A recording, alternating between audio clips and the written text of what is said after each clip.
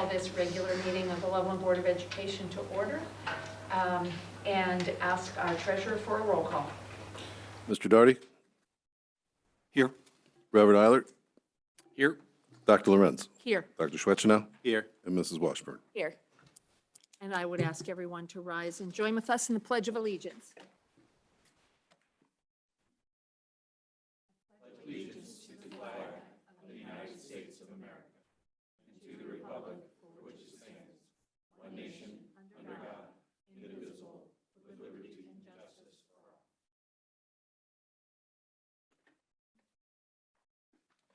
Thank you. The first item on our agenda is to approve the agenda. Board members did see it as it was published last week. It is available on Board Docs for anyone who is watching us online. And there are copies available here for anyone who is attending the meeting in person this evening. Can I have a motion to adopt the agenda? So moved. Mrs. Washburn, is there a second? Second. Reverend Eilert is a second. Rock, paper, scissors. Any questions about the agenda? Seeing none, Mr. Giuffre, can we vote on that? Mrs. Washburn? Yes. Reverend Eilert? Yes. Mr. Daugherty? Yes. Dr. Lorenz? Yes. Dr. Schwetchenow? Yes. Motion carried. The next item is minutes from our last meeting, from the February 21st meeting. So I will move to approve the February 21st Board of Education regular session minutes. Is there a second? Second. Mrs. Washburn seconded. I did find a couple of errors from the first, typos, that kind of thing, from the first time they were published. I didn't find, on Board Docs, I didn't find anything substantive. Are there any questions or discussion or amendments to the minutes at the table? Being none, can we vote on that? Dr. Lorenz? Yes. Mrs. Washburn? Yes. Mr. Daugherty? Abstain. Reverend Eilert? Yes. And Dr. Schwetchenow? Yes. Motion carried. For this clarification, I abstained because it wasn't here. Thank you.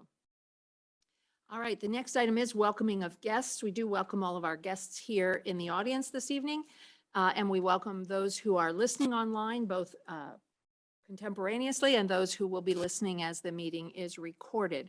We are welcoming a lot of guests. Those of you who are watching online cannot see the number of guests that we are welcoming this evening. But what we're going to do, those are some guests whom we are going to recognize this evening. So we're going to have that part of our meeting now. Mr. Broadwater, can you tell us who has joined our meeting and why they won't come sit in the front row and watch the meeting? This is a smart group. I am super excited that we have our robotics teams from the high school all the way down. We had so many great things going on last week. We had our first female state wrestling champion. We had Find Your Stripes at LES. We had Mr. Roy G. Biv at LP. We had so many great things going on. And I kept seeing on Twitter and looking at our robotics. I'm like, you know what? I would really love to see who these kids are and just say thank you in person because I think it's important for all of you to know just how much it means to us, how you represent Loveland and all the hard work that you put in. So with that, I appreciate it. We have a great turnout. That's awesome. I'm going to introduce you kind of team by team, but if the high school teams could step forward. And as they're stepping forward, I'm going to say congratulations to our Loveland High School First Tech Challenge teams. We have a team named Nuts and Bolts, and the team Nuts and Bolts was first pick of the Finalist Alliance and won the Control Award at the Ohio FTC Championship. Also, they received Captain of the Finalist Alliance and won the Think Award at the Kentucky State Championship. We also have the Bionic Tigers, and the Bionic Tigers earned third place for the Think Award at the Ohio FTC Championship on the Semifinalist Alliance and won the Connect Award at the Kentucky State Championship. So I would like to give them a nice round of applause and say congratulations.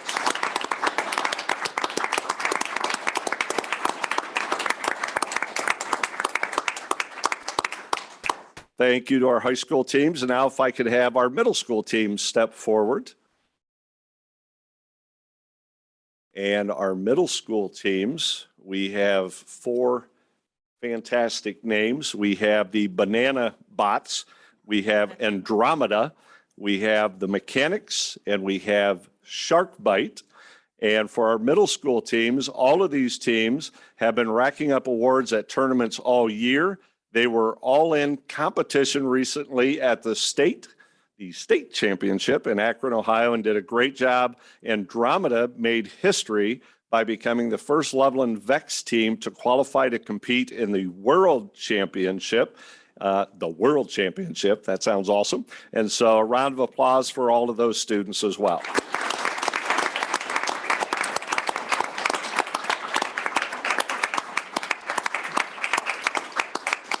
So congratulations. And as those students file forward, I want to say for our parents, staff, and boosters, if you could please step forward, because none of this is happening without all of your hard work. And with that, your hard work and dedication of the parents, staff members, they're always the shy ones, yeah. I don't know if you have any cool names like Shark Bite or anything like that, but and just seeing the number of adults and parents up here, you can see why this is such a successful program. I appreciate it very much. But the hard work and dedication we appreciate from the parents, staff members, and volunteers who help make our amazing robotics program happen. The Loveland Robotics Boosters also play a very important part in making this program a success. They do a tremendous amount of work to support our students and raise funds to make things happen for our students. In the evening, anytime I'm out in the building, I'm always seeing some sort of robotics program, whether I'm at the middle school, high school, wherever I'm at, I see them. And the kids are smiling and working hard, and it's awesome. Last thing, I want to remind everyone that the Robotics Boosters are holding their big fundraiser this weekend. One of my favorites, breakfast with the bots from 8 a.m. until noon. You can bring the family for pancakes and a chance to interact with the robotics teams. Tickets are $10, and you can buy them at lovelandroboticsboosters.org. I would like to turn it over to Christine Rasmussen. If you would like to say a few words, there's a podium over there, just to let us know your thoughts. And to the parents, let's give them a round of applause as well.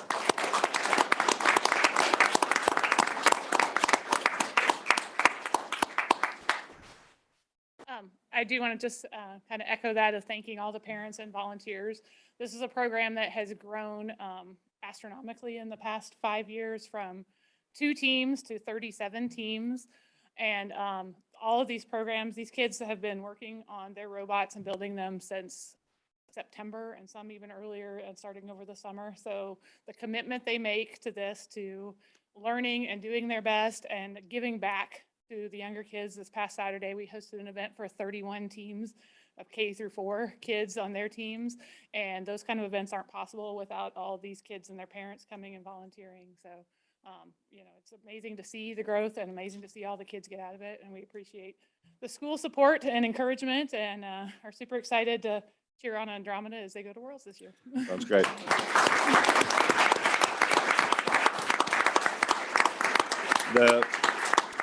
The last thing I would say, when I took the superintendent position last summer, all of my educator friends, the first thing I kept hearing over and over and over again is, Loveland, that's unbelievable. They got an unbelievable robotics program. And so obviously, when you make it to the World Championships, you're doing pretty good. So I want to say thanks again. We appreciate all you do for us. And I will turn it back over to Dr. Lorenz. And we want to say thank you as well. I particularly want to thank you for your perseverance. It was not easy for you to get all of the pieces in place, to get this started, to get this really rolling. I'm just thinking that you're having these teams do all this winning so that you can tell us that you need more space. Because that was the big key at the beginning. We really needed to try and find space. And I'm betting that we don't really have enough space anymore for all of this that's going on. But we really appreciate your perseverance and the work of the kids. This is just fantastic. So thank you very much. Well done. Great job.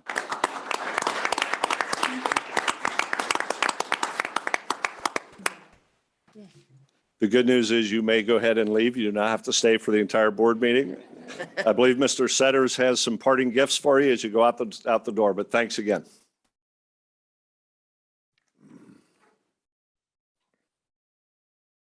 Now we don't have very many guests left. Now we're sad. Okay, but we move along in our agenda. The next thing up on the agenda is hearing of the public. And as you know, if you've been here before, we ask for people to provide their name and address and group affiliation if appropriate. You'll remember that each person has 3 minutes to address any particular topic or item, and we have allotted 30 minutes to hearing of the public if we need all that time. And so, Mr. Giuffre, do we have anyone signed in for hearing of the public? We do. We have 2 signed in. I don't Okay, believe and there's if been there's any. anyone here who wanted to speak and didn't know about the sign-in, it's over on the table. I think there's still time to do that. So our first presenter tonight is Teresa Kovacs.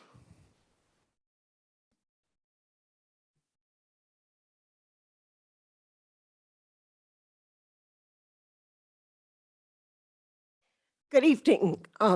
My name's Teresa Kovacs. I live at 112 Ravinewood Terrace here in Loveland since 1999. And I just kind of wanted to share why I'm a yes. Because I know if you believe what you read, seniors are going to vote no. I don't appreciate anybody speaking for me. I'm a senior. Obviously, the person at the thrift store today gave me my 10% discount. She recognized that.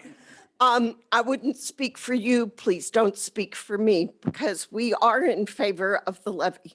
We chose Loveland. We moved here when my husband took a job with Procter & Gamble in 1978. And we lived in 3 different neighborhoods before Procter & Gamble moved us overseas, where we spent all of the 90s for our 3 years that Procter & Gamble was going to send us overseas. So when we came back, we found a very different area where we had lived in 1990 from the way it was in 1999. And our real estate agent knew that school was very important to us. We had a 5th grader and a 4-year-old. We were lucky enough to move here when 5th grade was its last year at the elementary school, the current elementary school. She worried a lot about being new. And she came from the American school in Surrey where there were all of 45 kids in the entire 4th grade. So the fact that we chose Loveland was partly because we have a very unique way that we organize our classes here.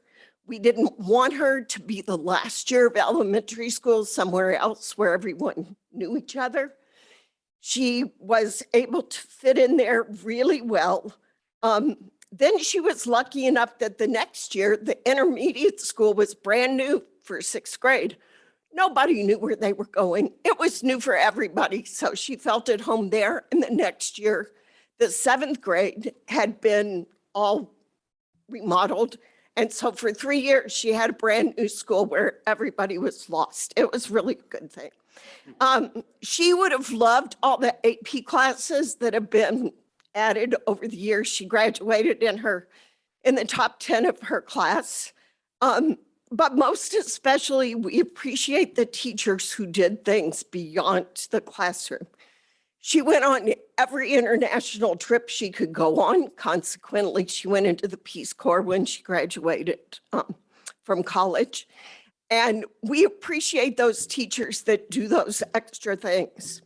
And when we worry about losing staff, it's not just the classrooms, but if you lose the people that do those extra things that make it special for those kids, that's something you can't replace.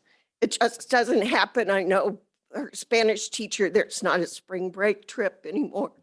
For our 4-year-old, he ended up being singer, dancer, soloist, drama lead kid. So for both of them, Loveland was a great place. He was in over 30 shows in the community in high school and the schools by the time he graduated.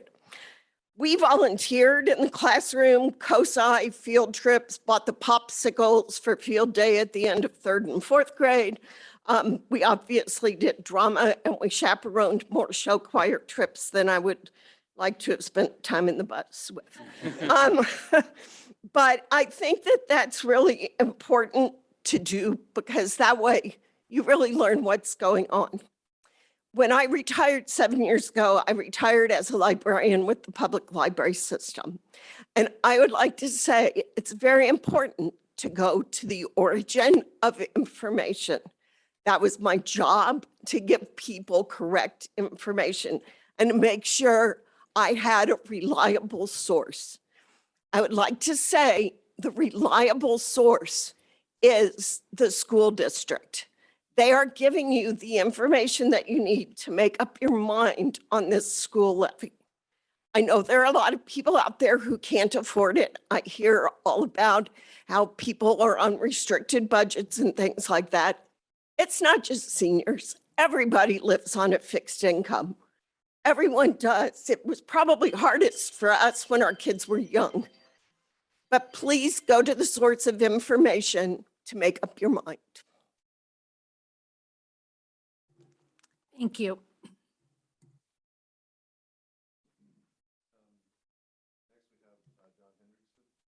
Was it on John Hendrickson?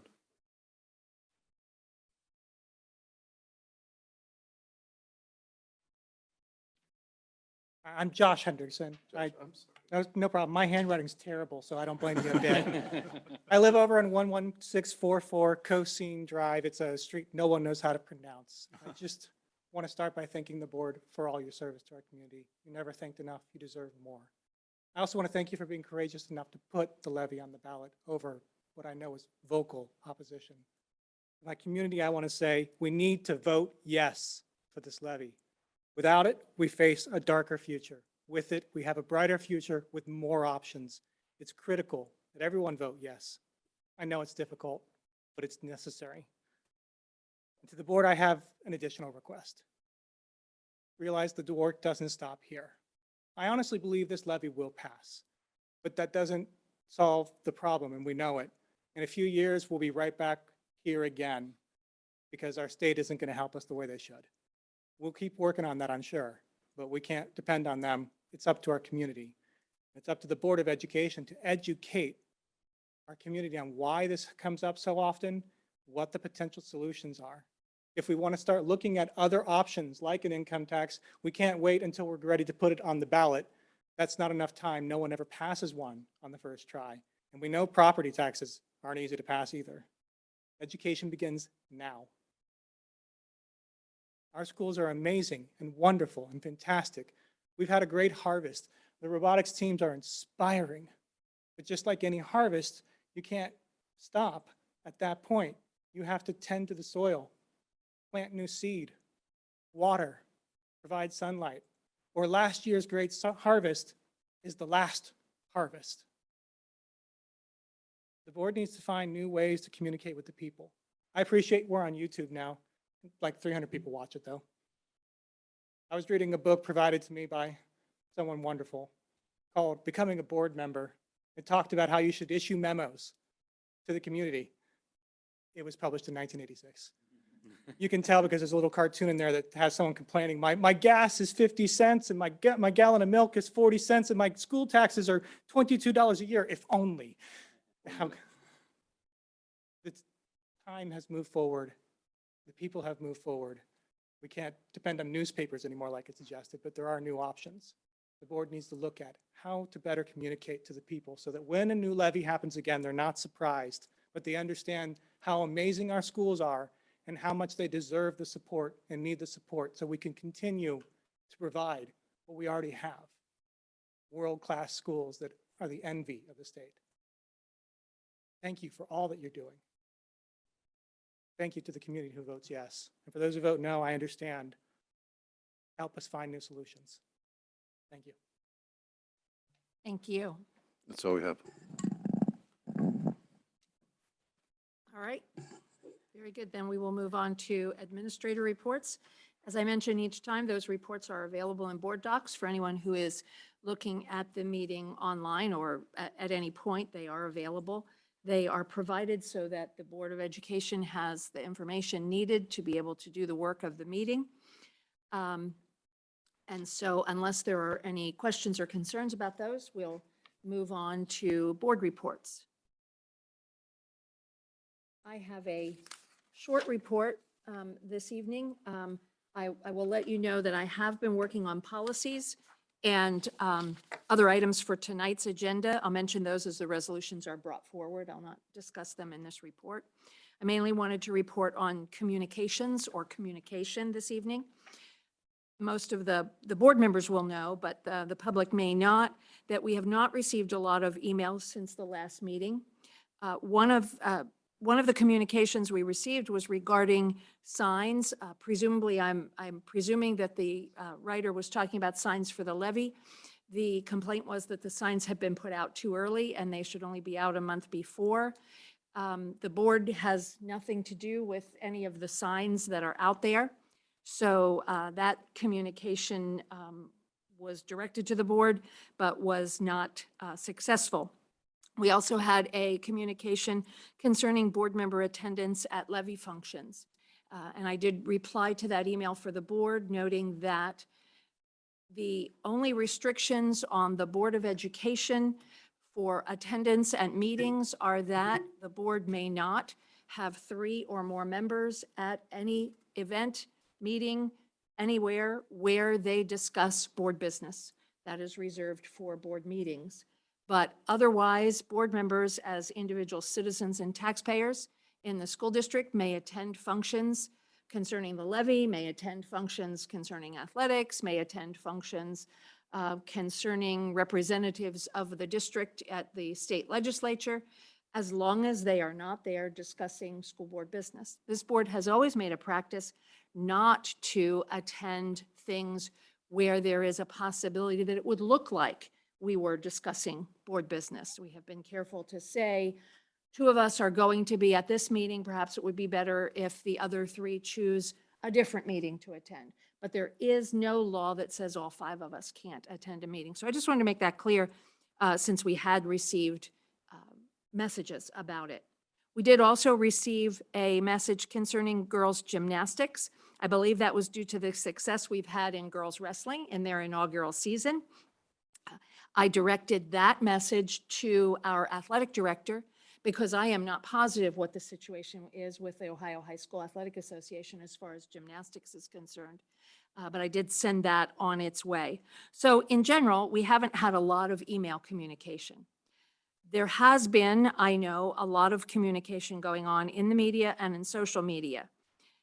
I did notice just recently on social media that there was a comment that although the board has said it does not pay attention to social media and does not pay attention to anonymous emails, I will let you know that I don't believe this board has ever said they don't pay attention to that or they don't accept information that we get in a variety of ways. I believe what we have said is that we tend not to respond to information that comes on social media or comes in the media. It's, as you know, very difficult for the 5 of us to respond in any way to any claims that are made or any statements that are made, positive, negative, anything that is made in social media.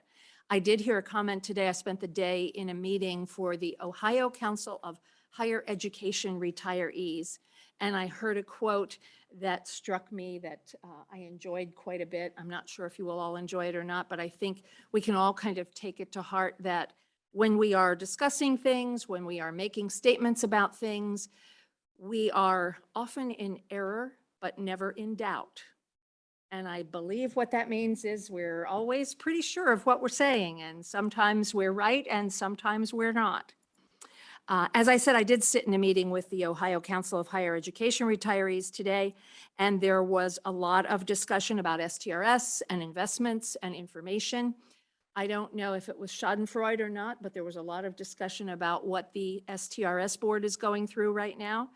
A lot of claims of not being transparent, of not answering questions, particularly since the STRS fund had some funds invested in the Silicon Valley Bank. I find that the STRS board and their administration has responded that 0.03% of the STRS fund was in the Silicon Valley Bank funding, that they had made gains of over $30 million before that happened with the bank, and that they currently hold, I believe it was 27, well, when the bank failed, they held 27 million. So by that, I read that they are not at a net loss in that situation, but certainly that doesn't seem non-transparent to me. It seems like they have given out the information of what happened with the STRS funds. So those kinds of things are going on. There are lots of things going on about what the state of Ohio might be doing at the legislative level concerning taxation in Ohio. Certainly it's concerning for school districts when we talk about what changes might be made in the tax structure, but it's not just concerning for school districts that might be losing money. It's concerning for all taxpayers who have to look at how their taxation is going to be affected by this legislature. Another thing that's happening is the Ohio Attorney of State is continuing to work on guidelines regarding tax levies to limit what information can be offered to the public and how it can be offered, who can tell the public about tax levies. I have to admit that it was a lot of information, most of it dealing with what district officials and district employees can do concerning levies. I was very much struck by the notion that a district is not allowed to say thank you if taxpayers pass a tax levy. That struck me as a little bit of micromanagement and somewhat rude, frankly. So I just wanted to, again, speak about communication in general. There's a lot of communication going on about public education right now, public education in general, and hopefully public education in Loveland. And we, I believe, are doing our best to make sure that our citizens have the information that they need concerning all of the aspects of public education. So that's my report. Are there other board members who have reports this evening? I know Mr. Doherty does. I want to give everybody else a chance first. I have some information from the student achievement arena. We're a little bit late on this, but it is time for Ohio Teacher of the Year nominations that opened on February 1st and closes March 31st. Something that I thought was interesting that maybe we can put on the website is the ACE after school savings account. And there are criteria and income requirements to qualify, but essentially it's like an FSA and it says Educational Savings Account Program. So it's for after school care and programs for any learning or student that's impacted by COVID-19. So I just thought it would be a good opportunity and good information to get out there, leading towards student success. And then there was another thing, let's see.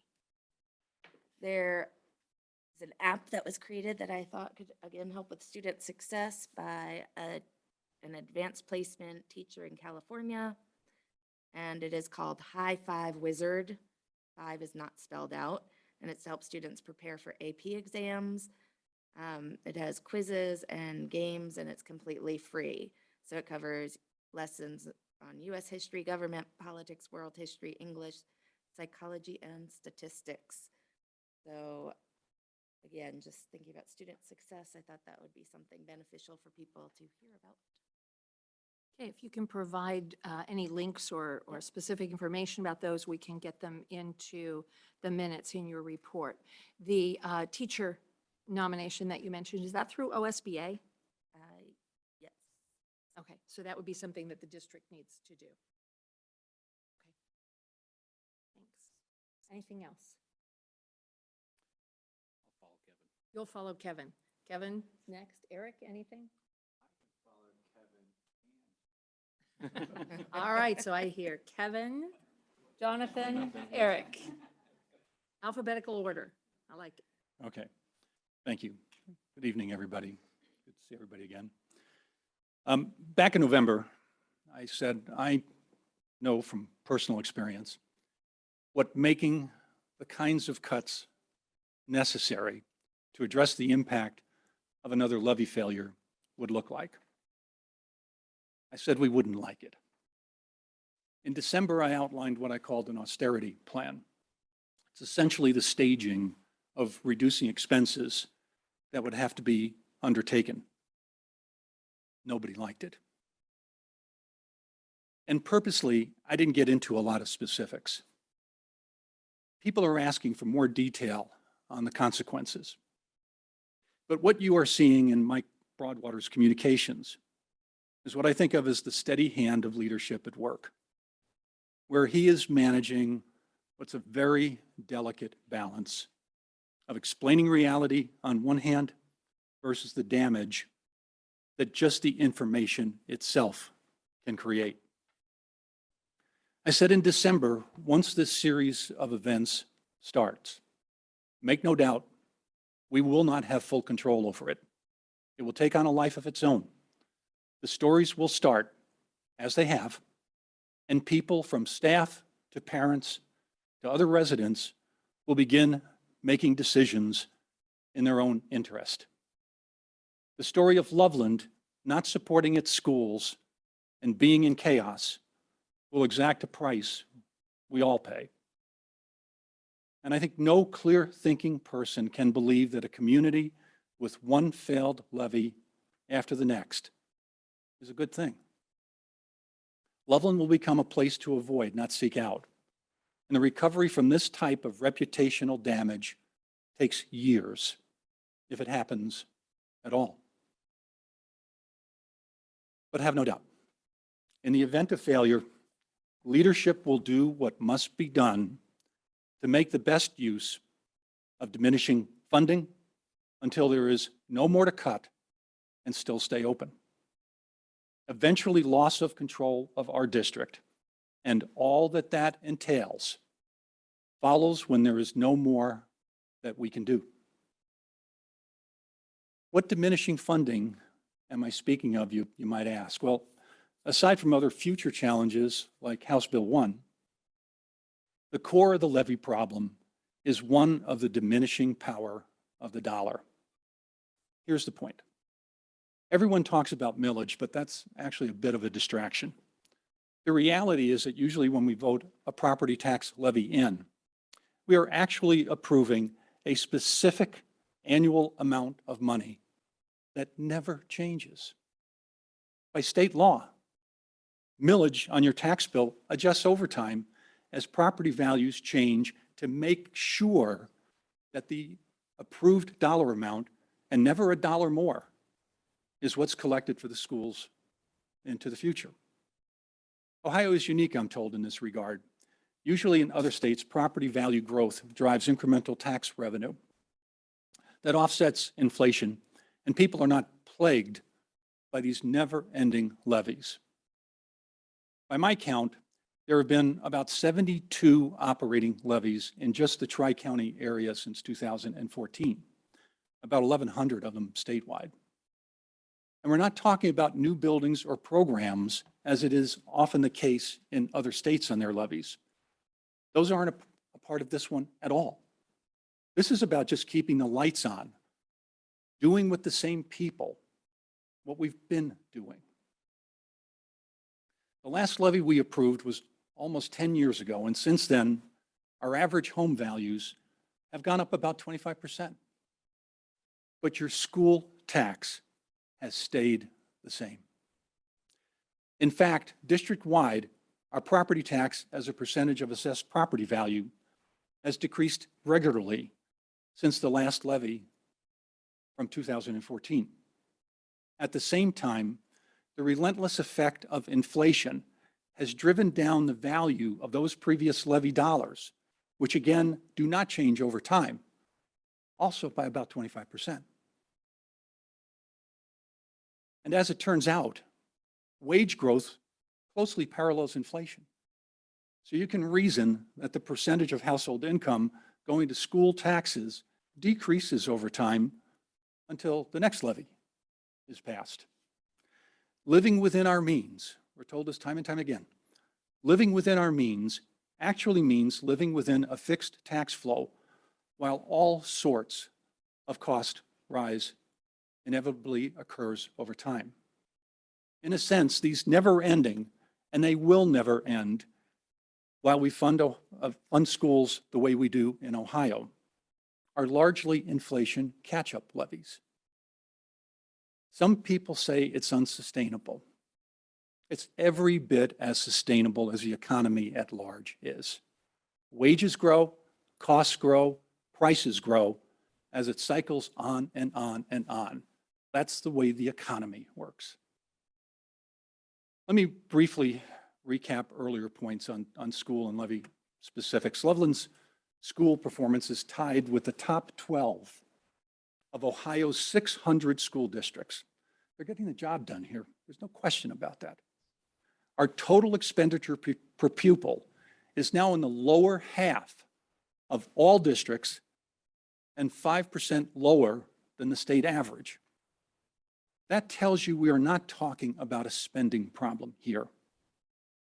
Declining enrollment has been offset with reduced staffing, and we now have one of the largest average class sizes in the state to show for it. Our schools will eat up a third of their cash balance this year and will exhaust it within 2 more years. A failed levy now means future levies will have to be even bigger to overcome the accumulating deficits. You'll hear numbers like 85% of our budget goes to salaries, as if there's a problem with that. In a people business, that's exactly what you want to be happening.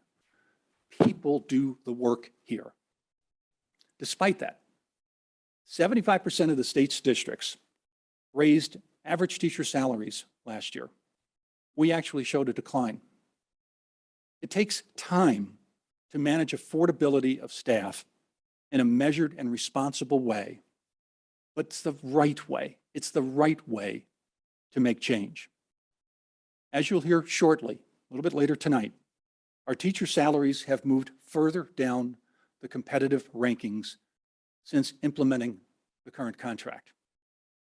There's an important balance here. You want to make sure that we are paying competitively to help attract and retain the best talented teachers who are also being sought after by the other districts. But you also must make sure that it's affordable. And that's what drove our 75th percentile salary targets. And just as we had expected, we were making strong progress towards that goal. Inflation already effectively shrinks funding every single year. You cannot solve the funding problem at this point through cut after cut without exacting severe damage. And it's become obvious to me that we will have no choice but to continually put up levies at every election until one finally passes, or there is no more school district left to fund. So I've tried to listen to people opposed to the May levy issue. There are lots of opinions, both economic and social policy related, but frankly, little alignment on solutions beyond the word no. The facts remain. State law specifically defines the types of levies that we can use. Property taxes aren't ideal. But the other options all shift the burden from one taxpayer to another and are therefore inevitably divisive and unfair to some. You can't win. Opponents of the levy like to use the word permanent, besides there being no such thing. These are actually called continuing levies, as they continue until voters change them. That doesn't happen often, for all the reasons I've mentioned already. And the simple fact that inflation ensures the district will be back again and again with new levies into the future, just like right now, ensures accountability. A fixed term levy as an alternative doesn't change the financial burden on our homeowners in the least. It just guarantees that the next levy round will have yet higher stakes and more risk. As at its expiration, voters will be asked to approve not only a renewal of it, but additional millage to cover future inflation. Given the division that we are having with what's going on right now, what do you think the probability of that passing is? It's a bit stunning, but if you look at what just happened to the Franklin District in the last election with their renewal levy, which wouldn't have cost anything incrementally, it failed. Seems like voters there had an opportunity to reduce taxes and they took it. If they are unable to convince voters to change, they will have a dramatic funding problem to resolve. So this type of alternative levy carries significant risk of stability to a quality school system well into the future. That leads to new homeowners, often younger families, counting on that school stability, avoiding Loveland. And just like in any market, confidence in the future is critical. Lack of confidence is not in our best interests. This is why the type of levy that is on the ballot was chosen. About 60% of the tri-county levies I mentioned earlier were continuing of that type. So it's a common approach for our part of the state. Given enough time, other options, including working with the legislature to at least give us more tax structure flexibility, could be worked. At this point, though, we have to focus on just staying afloat and hopefully buy enough time to work that part of the issue. This is a very difficult problem, and it's not going away. I hope we will all somehow agree that we have a responsibility to help keep these schools doing the important work they are doing. Our daughter graduated years ago, and just like the many families at that time who didn't have kids in the schools but paid school property taxes, there's not a single doubt in my mind that we have a responsibility to the kids and the families now in the schools. This is how communities work. So, I've been on this board for 3 years, and it feels more like Kathy's 30. I can see that the battles are unrelenting and emotionally costly to many. I say particularly to the staff and the school's many supporters, we all have no choice but to be strong and to just keep working towards bringing our community together with the right answer. We can't give up. In my previous life, I had the privilege to work with a lot of highly accomplished leaders. When you get to watch people like that, you see them routinely putting themselves aside, and with contagious positivity and enthusiasm, they focus on developing, celebrating, motivating, inspiring those in their charge. The focus is never on them. It's beyond them being smart. It's about them understanding that the biggest impact one can have on the world is through others. I've seen this just about every time I've come across extraordinary performance or accomplishments. Good things, special things, always happen when you have leaders who build their leadership DNA in this mold. These are the leaders, you can always tell who they are because everybody wants to be around them. Right? So the other night, I noticed a social media post about our new state high school wrestling champion, Elizabeth Madison, an LHS freshman, an LHS freshman, and the youngest member of our girls team. Congratulations, Elizabeth. We're also incredibly proud of you. What an outstanding accomplishment. And what a story her success is.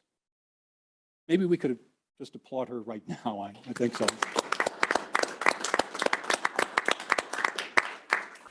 This is why a Loveland school experience beyond the classroom creates so much impact. Another part of the post was one of those pictures that just stops you in your tracks. It touches you because it says more than the proverbial 1,000 words.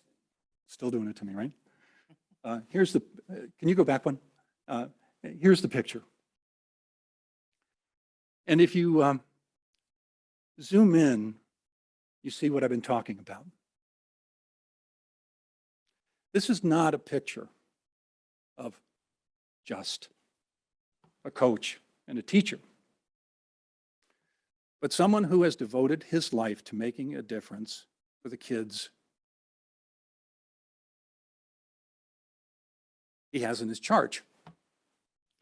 This, to me, is what I hear when Mike Broadwater talks about the mission of our schools. This, to me, is what Loveland is all about. Chris Schweitzer will hate that I am singling him out right now because he knows he has lots of company across classrooms and extracurricular programs throughout our buildings and grades. I know that too. And I think people who have gotten to know what really goes on here know that as well. This one picture makes all the work worth it. I think it embodies where so many find the energy to do what must be done, to do what isn't always popular, but what is right. I think many of us care about this community, all of it, all our kids, the public, private schools, our neighbors, including those that are financially challenged. Community means community. Community means we are in this together. There's no escaping that. If we do the right things, we all benefit. If we do the wrong things, we all pay a price. Right now, I fear us making a mistake of real consequence. I fear some of us may not be paying attention to what is happening and won't show up to vote by May 2nd. I fear some of us may be listening to and being influenced by misleading information or by events transpiring elsewhere or reliving issues from years ago. Please come back to our zip code and to the present, to this place and this time.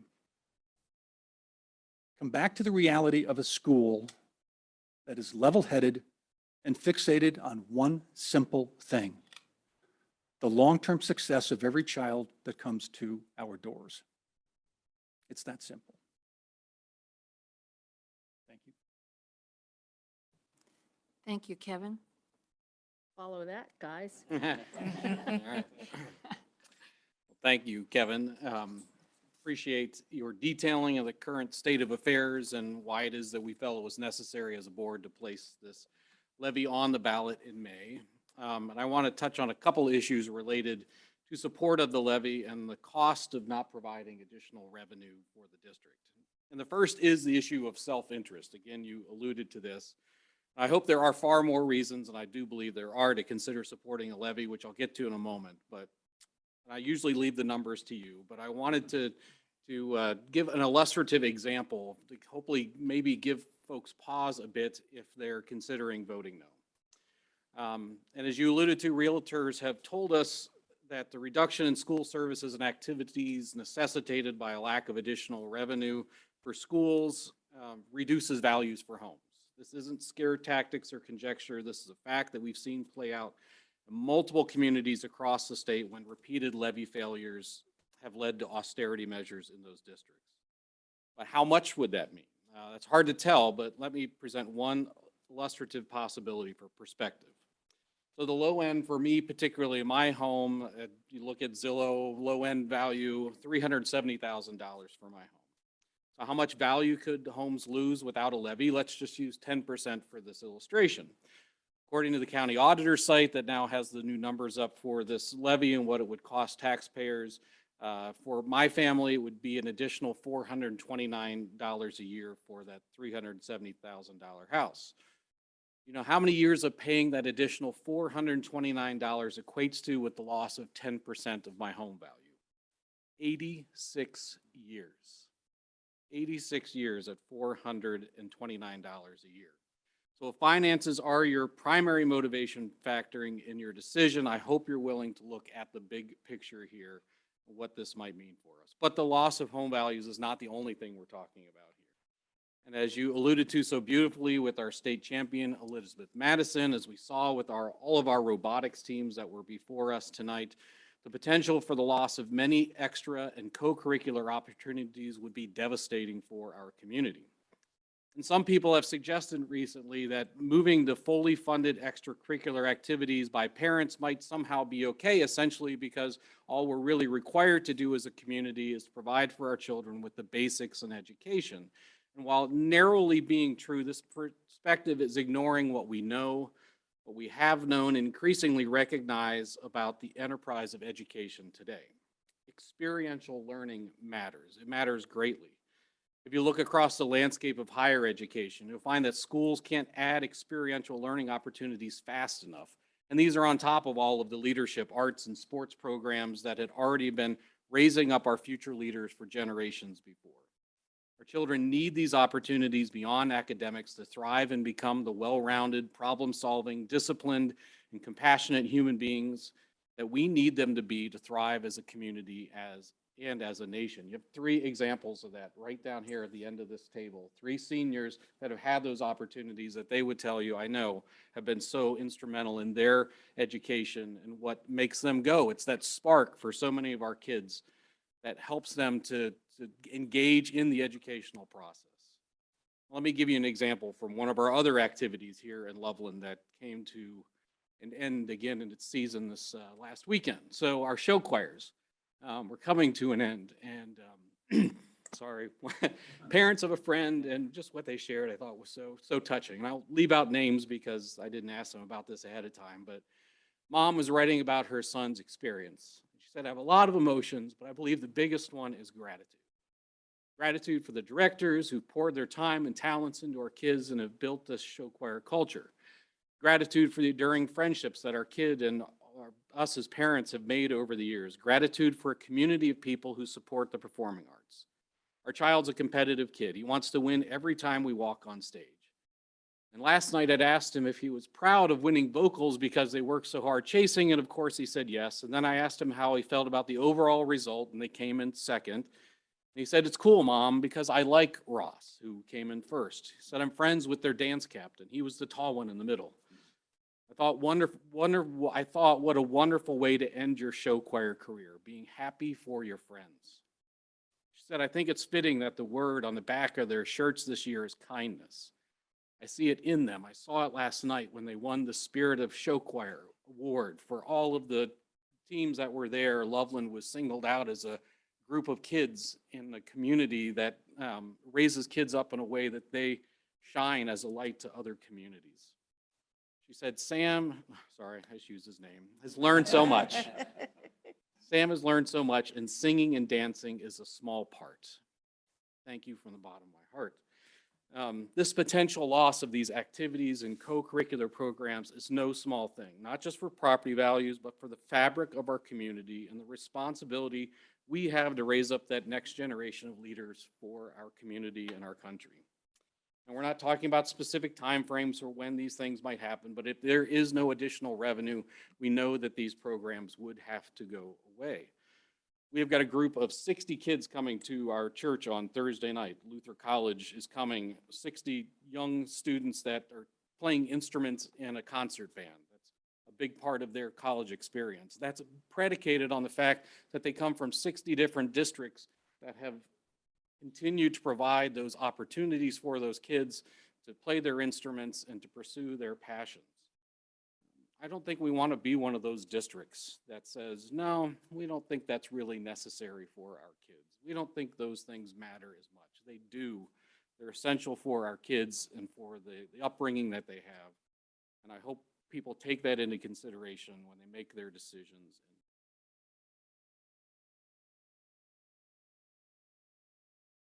Yeah, that was dumb. Why did I go last? As everyone has probably realized by now, I am not nearly as good at Kevin as preparing remarks in advance.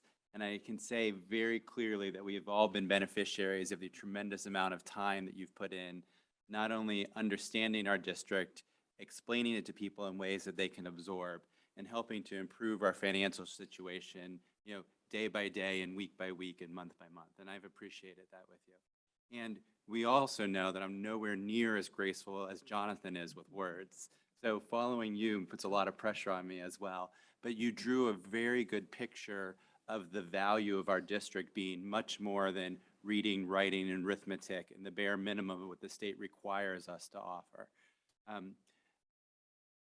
This weekend, we ran in a race called the Leprechaun Chase, in which all the money was, or most of the money was raised for charity.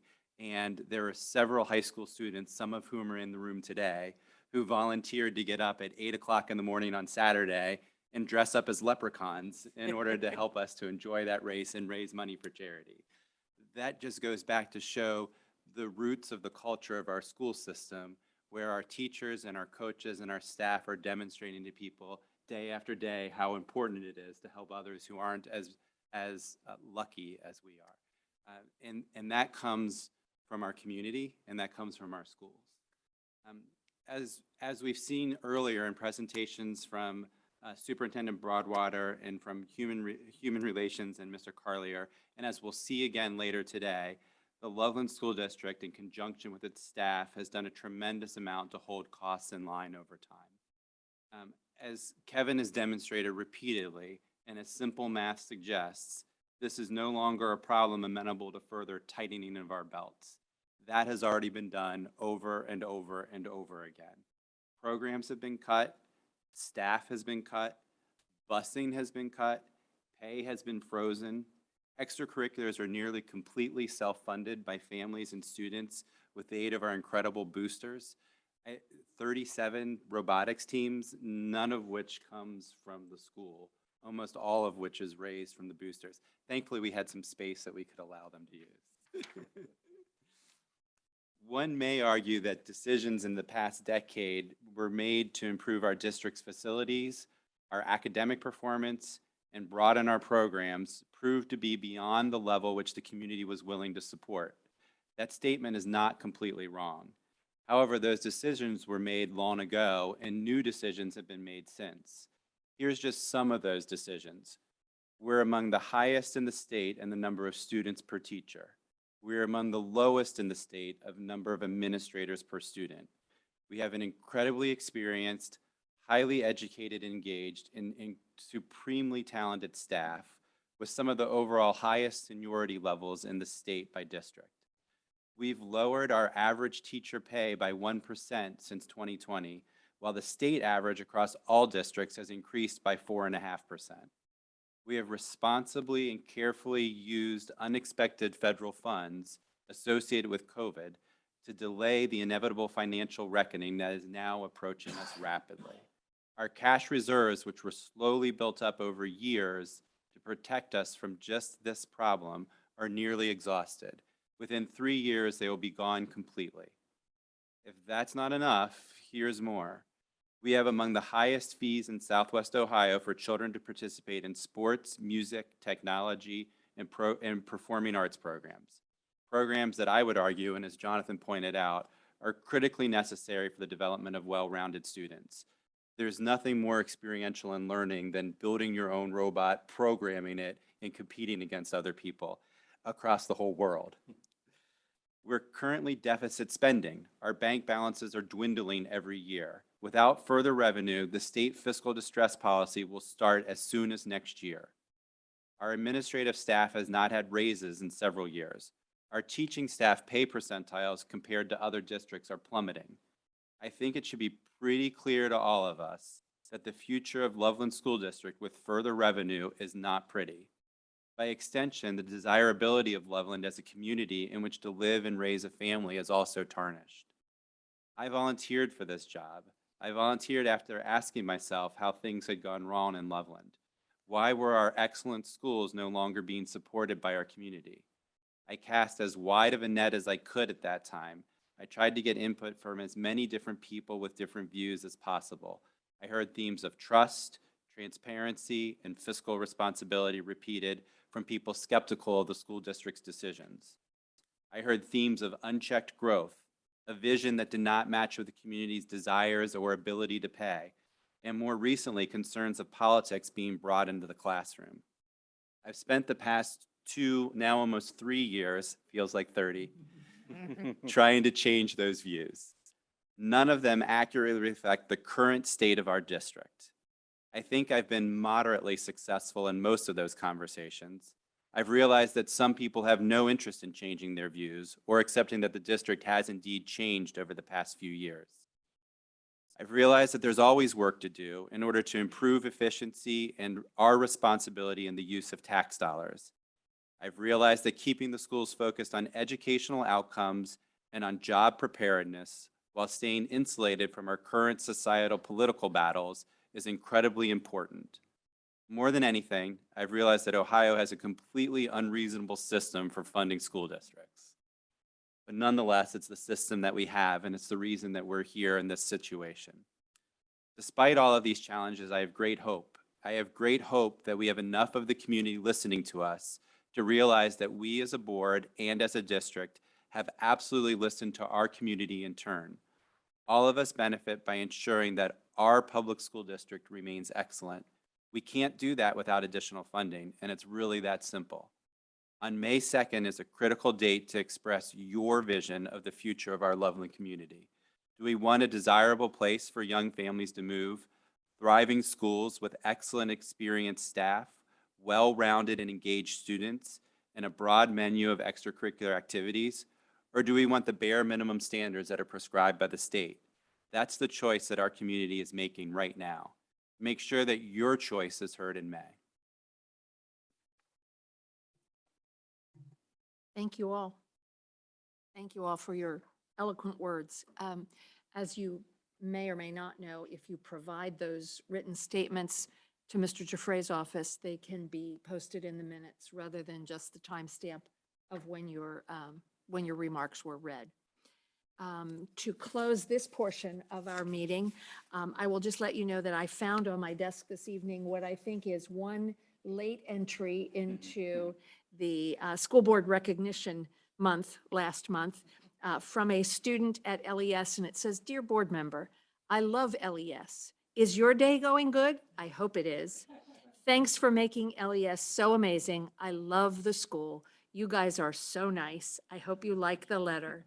Love," and it's a student from LES, obviously. So I thought that was a good way to end this, that, we're doing something right at the LES level, and we want to keep on doing it right. Now we'll move, I believe, if we're all done up here, we'll move to our student representative reports. If we're not careful, they're going to outnumber us, because there are 3 of them here tonight, so we better watch it. Probably. Thanks, Mr. Broadwater. On their behalf, yes. Okay, so I don't know who wants to go first, but we have 3 representatives here this evening.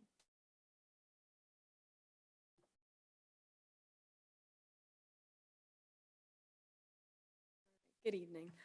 My name is Kate, and I'm one of the student representatives. So I have the report for the pre-K through 4th grade report. So the kindergarten roundup for the class of 2036 took place on the evening of March 2nd and was well attended. Parents and caregivers were able to see kindergarten classrooms and common spaces in LECC. The ESL team was also available during the roundup to support families that are new to U.S. schools and completing registration with the assistance of a translator. All 2nd and 4th graders took the Cognitive Abilities Test assessment. This test measured the level and pattern of cognitive development of a student compared to other students with the same age and grade. These general reasoning abilities, which start developing at birth and continue through early childhood, are influenced by experience gained both in and out of school. Thanks to the counselors for making sure this test ran very smoothly. The LIS principal Carter met with 4th grade LES teachers in order to begin to prepare data as 4th graders move to LIS. This input is critical to the placement of students as they transition from 4th grade to 5th grade. All 3 schools started planning for successful student transitions, including students with special needs. Some of this planning includes looking at caseloads, building placements, and ensuring the continuation of services. Kindergarten through 2nd grade teams are utilizing meeting time to work on the next steps with literacy instruction in the Being a Reader program. Teachers work directly with the Collaborative Classroom, the publisher of Being a Reader program, for program-specific training and continued professional learning. The building leadership teams are starting to look at the next steps for building goals in the year of in the 2023-2024 school year. They have been working to align these next steps in the continuation of this year's goals as they evaluate where the schools are and where they're headed next year. Some staff and student accomplishments. Mr. Fancher and Mrs. Foran attended MAP testing training to strengthen the use of MAP data, including alignment with the OTES 2.0 and meeting the needs of all the subgroups. The MAP tests are a great way to measure students' growth and areas of improvement. LES collected 200 pounds of pull tabs for the Ronald McDonald House. One of the third grade students took the pull tabs down to the Ronald McDonald House for the donation. They are recycled and the funds are then put towards the Family Fund, which supports families at the Ronald McDonald House for things like providing meals and items, assistance in emergencies, and giving families special moments like birthday extravaganzas. The LEPTA is working with the staff on planning to bring Kona Ice in for students at the end of year celebration, which is always a big hit with the kids. The LECC team surprised bus drivers and a transportation team with a cheering section and goodie bags on the morning of Wednesday, March 8th, to show appreciation and student support for them. Thank you to the LECC team members, Jill Jones, Leah Jewell, and Jamie Haybruch for leading this event's organization and goodie bag donations. An LECC teacher is organizing LECC's participation in the world's largest diaper drive to support the work of nonprofit Sweet Cheeks Diaper Bank. This diaper bank is available to support local families. There will be more details to come about this event later. And another important event that happened at 3rd through 4th grade was the Find Your Stripes Day, which I know we have more information on, but it was a day that we could come and senior high would come and talk to some of the 3rd and 4th graders about the class we have at Loveland High School, so there will be more to come in the future reports. Some professional development update. On March 10th, our teachers participated in half-day professional learning day and half-day professional work day. Teachers completed curriculum and assessment work for 4th grade instruction, as well as planned for preparation for the upcoming OSTs in 3rd and 4th grade. Kindergarten to 2nd grade teachers worked with Kathy Schroeder and Veronica Vasquez, a trainer from the Collaborative Classroom and the Being a Reader program, on March 10th with focus on strengthening the implementation of Being a Reader across all grade levels. LECC preschool teachers and paraprofessionals completed a year-long PD series promoting emotional wellness that is required for each year for Step Up to Quality. Some important upcoming events. On March 22nd through the 31st, the first graders will be taking their field trips to Green Acres. On March 22nd, the LECC Children's Theater will be putting on Jacqueline and the Beanstalk. And on March 27th through the 31st is Right to Read Week at LECC. And on April 7th through the 21st is the kindergarten field trips to Green Acres. And on April 14th, Loveland School District will Purple Up for military kids. And on April 28th will be LPS Career Day. Thank you. Thank you.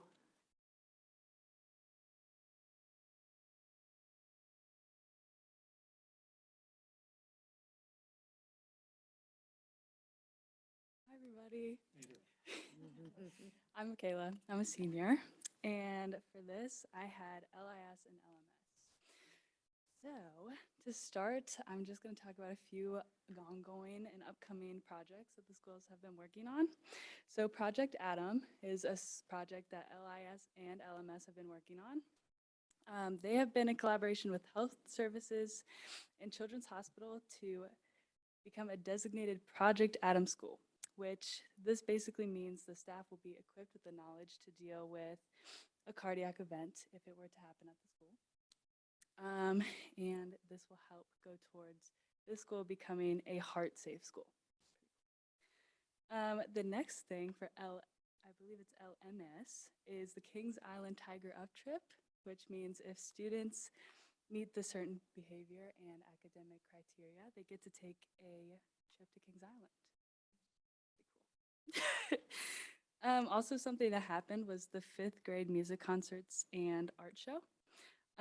So the music departments and art departments kind of teamed up to create 2 really cool nights. For 5th graders, kind of talked about the music options that the 6th graders have going into 6th grade, like trying different instruments, and all while their parents got to check out some of their artwork as well. All right, moving on to some of the accomplishments, starting with LMS, a program called Power of the Pen team. Loveland Middle School students recently competed in the Regional Power of the Pen tournament. I'd like to shout out 2 students, Abigail Boyle and Zane Shrewsbury, who both qualified for the state competition. So Power of the Pen is basically a creative writing program that encourages students to develop their writing talents and compete with them. So Mr. Broadwater kind of stole my thunder on the robotics teams. But I would like to again shout them out. So for the LMS version, Team Mechanics, which is, sorry if I mispronounce names, I'm gonna try. Elijah Epley, Giovanni Mikesell, and James Young. Team Sharkbite, which is John Paul Gales, Matthew Leeson, Zach Sullivan, and Caden Flick. And Banana Bots, Owen Ewald, Charlotte Katie, Nolan Dominguez, and JT Brinkman. And Team Andromeda? Andromeda? I'll get there. Which is Jay Matusik, Isabel Fordos, and Sarah Papsdorf, which finished 6th in Ohio for the skill score and had the 2nd highest programming score at state. It's a huge achievement. And they will be the first LMS robotics team ever to qualify in the world. They'll be going quite literally with competing against teams all over the world. It's really cool. Moving towards the music side, LMS Omea honored jazz band members. 8 of our Loveland Middle School students have been selected to participate in the Omea District 14 Honor Jazz Band, which is cool because they get to collaborate with a lot of other talented musicians around the region to perform a special concert, which will be later this month. And congratulations to Mr. Heening, who helped put it all together. Some exciting upcoming events, starting with LIS. On March 30th, they will have their LIS Science Day. And March 31st, they will have their Hoops for Hearts. It's a really cool program, back when I was in LIS as well. And then just for moving towards LMS, again, May 12th will be the Kings Island incentive trip. And then May 16th through May 19th will be the Washington, D.C. trip. Thank you.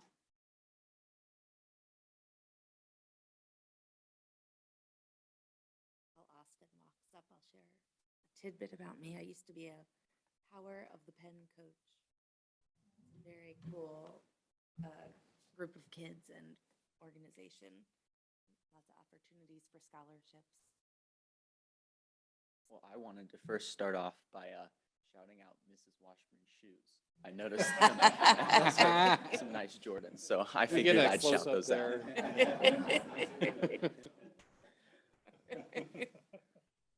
So I'm doing the high school one. I first wanted to say thank you to Mrs. Tori Morrison, Mrs. Stacy Lund, the Ben Morrison Foundation, and Mile 42 Coffee for providing the high school staff with breakfast prior to the professional development on March 10th. End of course testing, EOCs, will begin next month starting April 18th and will continue through to the 28th. Many AP classes have already started a review for the tests in May. I know, are you guys in Dell? She says that we're one of the best groups she's had for AP Calculus. Don't know if that's just for an ego boost or we'll see. Guess we'll find out. Yeah. Student Council put on actually the first annual food drive for the Life Food Pantry on March 11th at Walmart, where shoppers would buy items in the store and then drop them off when they leave. In just one afternoon, we were able to fill my entire garage filled with groceries and got over $300 in cash donations. And so thank you to all the volunteers and the generosity of the Walmart shoppers. Tigers Inc. has been very busy this month, starting off with hosting Impact Night. So thank you to everyone who planned it and to everyone who attended it and supported our Loveland business. Tigers Inc. also put together Find My Stripes Day, like Kate was talking about. It was last Friday, and it was at LES, where more than 100 high school students from LHS went to the elementary school to host stations or more classes about certain topics. I was lucky enough to do the Spanish one. Michaela did the anatomy, right? Yeah, and then Kate did law studies, which I heard was one of the best ones. You guys played something Clue, right? Yeah. Kind of disheartening to hear about how much they loved it and not about Spanish, but it's good that someone liked it. Yeah, so elementary students got to participate in lessons, games, and activities about these subjects and learn some of the topics that take place in high school. Big thank you to Senior Allie Jinder, who planned the entire thing with the administration from LES. March seemed to be a month of winners for Loveland High School. Congratulations to junior Brady Burns and freshman Reagan Shadrin, sorry if I butchered that, for winning the Carson Scholarship. Congratulations, obviously, to Elizabeth for winning state. She finished her season 42-0, undefeated, with 40 of those wins being pins. That's ridiculous, crazy. Congratulations to senior Ty Harder, also for wrestling. He qualified for state, and he earned his 100th victory some time ago. Another ridiculous, something's going on good for the wrestling program. The winter sports banquet and the spring sport meet the team night were last week. And so please consider attending a meet, game, or match at the high school this spring to support our Tigers. The Student Athlete Leadership Team, aka SALT, hosted their Relay for Life kickoff last week. We're raising money for cancer research, so any donations would be greatly appreciated. The actual event, the actual Relay for Life, will happen on May 5th at 6 o'clock if anyone wants to come. Big shout out to the LLS Student Visionaries, Orhan, Emma, and Marcel, for planning the LLS Dodgeball Tournament, which Michaela and Kate are actually getting ready to go to. It's to raise money for cancer research. I also want to take this time, I don't know when Janitor Appreciation Month is, or week or day, but I wanted to shout out Miss Stacy and Mr. Bill, which are our two janitors that work during the day. I don't know how they do it, because I complain when I have to clean the toilet or something like that, and they do it every day, and they work so hard and they're so friendly, so I wanted to shout them out. Finally, the class of 2023 is starting to commit to university, so please consider following the class of 2023 LHS seniors Instagram page, see where people are committing. Big thank you to Lily Hummer, who is running the page and doing an amazing job. That's it. Any announcements for the three of you in that regard? Not yet. Stay tuned. Stay tuned. All right.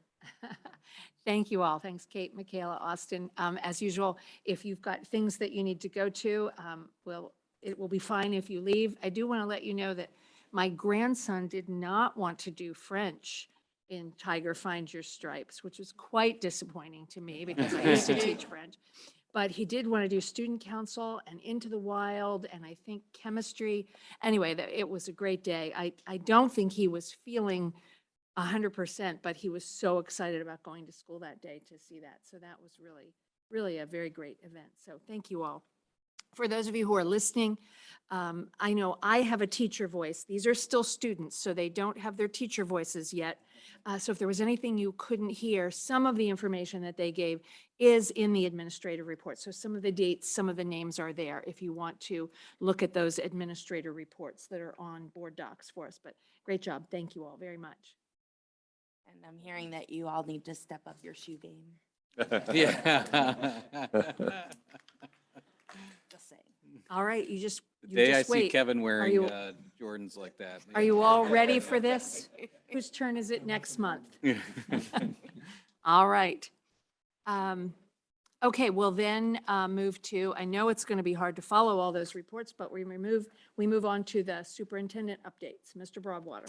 Thank you. And I'm going to give all 6 reports this evening A+ to our board members. Thank you very much for the dedication that you show.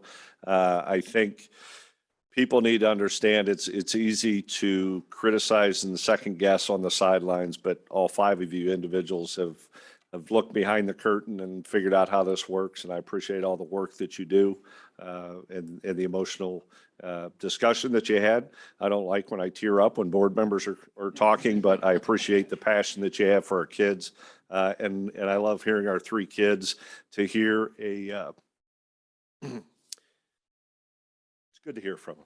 To hear them talking about custodians is pretty cool. That's what it's about. So I'm going to ask Mr. Collier, who's there. We got a salary study comparison out, and we wanted to prepare a presentation to kind of go through that before Garth starts going through that. What I would like to do, I heard a phrase from our first individual that spoke, the origin of information, and I kind of like that. I kind of like the origin of information. We work very hard as a district to put out as much information as possible. We are working very hard to put the source of where we get our information. This is not information that we generate, we gather from either the CUP report or Ohio Department of Education report card or the Madeira study that Garth's going to go over. None of the stats that we put out are generated by us. These are state generated statistics, and we have a community newsletter that goes out once a month. The last community newsletter that went out, we had over 8,000 views. And so I would suggest to anybody looking for information, feel free to sign up for that community newsletter. There's all sorts of information there. We're allowed to give information. We can't say vote yes, vote no, vote maybe so. That's not what we're allowed to do. But we can sure plead to the community to inform yourself, because it's important to kids like we saw tonight. So there are avenues to get information, and our website has plenty of information there. And again, we try and give the sources of any statistic that we put out there. So with that, Garth, I'm going to go ahead and let you get started. All right. Thanks, Mr. Broadwater. Good evening, everybody. For those of you who I have not met, I'm Garth Collier, the Human Resources Director for the district. What I'm going to be touching on tonight is a couple of different things. If you, over the past couple of years, if you have been, watching our meetings or been able to attend our meetings, you know that our Teachers Association, we did a lot of work our last round of negotiations, making some decisions about our pay scale for teachers. And what I'm going to be talking about tonight are a couple of different pieces of that work that we were able to work with our teachers. So not only changing our pay schedule to appear differently and look differently, but also the idea that the teachers took 2 different years of a 0% base increase, which doesn't include the step. I want to make sure people understand that, and what that kind of effect has had when we kind of look at ourselves with our pay scale compared to other districts. In addition to, I think some of the board members mentioned tonight, talking about our average teacher salary actually having a decrease, and that's also some of that work. So the Planning Commission at Madeira historically has done this work, which is really nice for us to be able to have access to it. If you could go to the next slide, please. You can see the different districts that the group at Madeira of where they gather their information. And you can see that basically all of the schools in Southwest Ohio that we are often compared to almost exclusively are mentioned here, right? And there are some districts in here that are Southwest Ohio that we are not necessarily usually compared to. The first 30 have been consistent from the time that this group has begun their work. In 2010 and 11, in 11-12, Cincinnati Public was the 31st school. They were just in there for those 2 years. But you can take a look at, Loveland, Forest Hills, Indian Hill, Kings, Lakota, Lebanon, Madeira, Marymount, Mason, Milford, Wyoming, Sycamore. I mean, all of the folks that we talk about and we compare ourselves to, they're in this study. Next slide, please. So here's some information. And this is information, this is data coming from the Madeira study spanning back from 2006 to present day, 2022. They just released their most recent Madeira study about a little less than 2 weeks ago, okay? So what I've done is I have basically tried to take all of these different data points and tried to just give a representation of where Loveland was and where Loveland is sitting now. And what you're looking at here is the actual teacher pay scale, our scale, compared to their scales, the other 29 districts, all right? So if you're looking at just the bachelor's degree section, there's a data point for the beginning pay for a bachelor's degree. Then there's another data point for bachelor's degree, but step 5. Another data point for bachelor's degree, step 10, and then a data point for bachelor's degree max, okay? So I have taken those data points, averaged our ranking out of the 30 districts, and then plotted that here for you to see over time where we have been and where we're at now.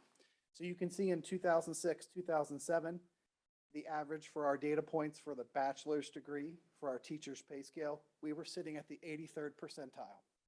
You can see over time for all those years, we basically kind of hovered around that somewhere in between 83 and 75. And you can look at the last couple of years, there is a dramatic decrease, and we are now currently sitting at the 38th percentile. So again, this particular graph is taking the data points for just the bachelor's degree and a couple of different spots, starting 5th year, 10th year, and max. And here's how we're comparing. 83rd percentile, now we're down to the 38th. The next slide is just another column on the teacher pay scale. This is if somebody has a master's degree. Again, same idea, starting master's, 5th year at master's, 10th year at master's, master's max. We were at the 83rd percentile, we're at the 33rd percentile now. Again, the dramatic decrease in percentile rank over the past couple of years. You can go on to the next one. This is another data point that the Madeira study has. It's the master's degree plus 30 credit hours column. Same idea. We were at the 93rd percentile, and you can see now we're down to the 68th percentile. Go ahead, Adam, thank you. Max salary, taking the max salary, no matter what column, for all 30 of the districts, what is the highest spot on that scale for teachers? We were sitting at the 83rd in 06, 07. You can see that it was pretty consistent as you go along. You again can see the dramatic decrease. We're sitting at the 57th percentile now. So there's a couple of things that I feel like that we want to talk about with that data. One piece is this. We have been very competitive with our teacher pay scale, right? And you can see over those years, we've been very competitive. We also know that here recently, let's say the past handful of years, we have been what everybody is talking about. We're in this dilemma of having a great school district for opportunities for kids, but at the same time, we have a problem with not being able to pass a tax levy, and we have an issue with the way that Ohio funds its schools. So being fiscally responsible is something that we had to tackle as a district, along with the board, along with our teachers association in this particular example. My worry and concern is that we have people placed all over those scales, right? Our teacher pay scale, we have very few, and Mr. Broadwater is going to get into some other pieces of this in a little bit. We have a pretty small percentage of our teachers that are in the bachelor's degree compared to the percentage of teachers that we have in the master's degree area. So somebody might say, yeah, I see your data, Mr. Collier, but because we have such an experienced group, the average pay is still above the state average. And that is true. Our average pay for our teachers is above the state average. something that I think Dr. Schwetzenau pointed out is, so the work that we did with the pay scale, that was a representation of it. The idea of what about your average salary with teachers taking the 0% for 2 years? So something that kind of speaks to that is looking at what's the average salary increase for all of the districts in Ohio over the past couple of years as ours. And the 2021, 2022 data for that, there was an increase average for the state of 2.3% for average teacher salary. In Loveland, we actually saw a decrease. How did that happen?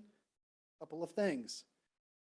We made decisions about when folks were retiring, or we had an opportunity when somebody is stepping away from our district, that we're hiring in folks that are very low on the pay scale. Okay, so that was an effort made there. In addition to that, taking the pay scale and making some adjustments to it, and there not being any increase to the base results in almost, many districts had increases. Well, we didn't. We had a 0 and a 0. So you can see where everybody else's line was continuing to go up. Our line actually started to come down. All right. So I think Mike's going to talk a little bit about this. If you go to the next slide, Adam. Now, basically, Mike's going to talk about our experience for our teachers. Again, this information that I've been talking about, the majority of it came from the Madeira study. If anybody has any questions, I will be glad to talk to you about it. Some of this other information, as Mike mentioned, comes from the ODE website with the state report card or the CUP report. Does anybody have any initial questions before I turn it over to Mike? I'll go through it and there may be questions. The chart that we have up there, I had the board asking, where are our teachers placed? And this was the best way that I could come up with that data. It doesn't narrow down every single spot. We'd be able to do that, but then we wouldn't be able to compare it to other districts because we don't have that data. But this data, I think, is pretty telling. Our years experience for our teachers that have 0 to 4 years experience, we rank 595th out of 607 districts in the state of Ohio. And that means that 13.5% of our teachers are in that category. The state average is 19.2. So we're a little below state average when it comes to the lack of experience or the 0 to 4 years. And I want to reemphasize what Garth said, which is we have done two things that we promised to do, which is through negotiations and the help of the staff, we've been able to take a look at the pay scale and it's been adjusted, and we'll continue to look at that. We also said we would hire 0, 1, 2 years experience, and I think you'll see that in some more of the data. And that's what we said we had to do due to a lack of funding, but it's also a good practice if you can do it. For the 4 to 10 years category, we rank even lower, 597th out of 607. So we're at 6.5% of our staff is in that category. Across the state, it's 19.6%. So again, we're low there. And then the last category is 10 plus years, and that's a pretty big span. That goes 10 to 35 to 40 years. So it's could be a little bit narrower, but that's what I've got. So 10 plus years, we rank 7th out of 607. 70% of our teacher experience is there. Statewide, it's 61.2%. A couple points I would make. Number one is a couple years back when Loveland went through staff cuts and we cut teachers. Well, which teachers end up being cut? That would be the younger teachers with less experience, smaller salaries, so it bumps up your percentage of teacher experience and it bumps up your salary average also. So when you do cuts, normally it's going to be the lower value that you have right there. And I would also say that when you look at our 10 plus years, I don't think it's any coincidence that we're one of 12 districts that received a perfect report card, because as an educator, I can tell you how I taught my first year versus how I taught my 15th year. I would consider myself much, much better my 15th year. You can anticipate things. And so it's important that we recognize that that experience is valuable in the classroom. But that is where we are when it comes to, as far as experience. For the next slide. Hey, Mike, I've got one Yeah, quick go ahead. thing to point out there. Yep. So taking a look at what Mike just presented with the 0 to 4 years, and also knowing that a goal of ours is to make sure that when we have the opportunity of trying to attract the best talent that we can, even at the lowest kind of pay scale. And in the past, we've been able to pull that off, right? Because we're high performing, people want to work here, we have a great community and great kids to work with. My concern is this, and I'm saying this because this is real. My concern is that when we looked at what we've done with our pay scale, and we're sitting at the 38th or 33rd percentile for some of those areas where and I'm trying to attract folks there, people coming out of school, they can make a choice. And if we're sitting at the 38th, some of those other districts have a more competitive pay scale. And I believe that Loveland could be finding ourselves in a situation where it's going to be harder and harder to find the best talent at the kind of like cheapest amount, or the spot that's in the upper left spot of the pay scale. That's a concern I have for that. Go ahead, Mike. Thank you, Garth. Along with that concern, educators know what districts have financial stability and which ones don't, and they do have a choice. And so when you're starting to look at recruitment becomes more and more difficult if there's financial instability in Loveland. Right now, I think Mr. Doherty talked about it, we're on the verge of having a pretty tough reputation with financial stability, and so that makes it a little bit tougher. Go ahead and the next slide. What I wanted to do, there was a question in regards to experience. If you look at the experience for Loveland City Schools, I'll go out to 2022. You can see the trend went down from 13.9 to 13.2. That would be evidence of the hiring practices when the years go down. As you look, the chart below that is average teacher years of experience for every district in Ohio. And so for every district, you see the trend is going up. They're at 13.6. We went down to 13.2 simply because of our hiring practices, where when you have a teacher who is retiring with 35 years, if we're replacing with a newer, less experienced teacher of 0 or 1 years, that's why you're going to go down in experience. The next slide is we were asked for the average teacher salary. You can see this is what some board members referred to. The blue line is the teacher average salary for Loveland City Schools. And you can see from 2021 to 2022, we went down, which is pretty difficult to do, but that is because of the hiring practices and because of the 0-0 on the base for our teachers. And so the teachers, again, I have to emphasize, recognized what they needed to do, and they worked with the district in order to do that. The state average, and this is a pretty good trend line to take a look and see, why do school districts need levies? Look at that trend line. That's what happens, right? Salaries are going to go up as inflation goes up. Our teachers and staff members are not immune to inflation and prices as well. And so the cost of living, you can see every school district, it's normally going to be that trend line. Ours is an anomaly because of the zeros and because of the hiring practices. The next two slides, I just wanted to put some data out there, and the student to teacher ratio was mentioned already. We've got it on our Levy information page, but I think it's important to emphasize Loveland. I don't know if our community is fully aware of this, but we rank 593rd out of 608 public school districts in Ohio in student to teacher ratio. In other words, 98% of the districts have a better class size ratio than we do. We have that on our website. We did put the spreadsheet on there so you could look at the comparisons, which districts are above us. And again, that's not our information. That's coming from the CUP report and the ODE report card.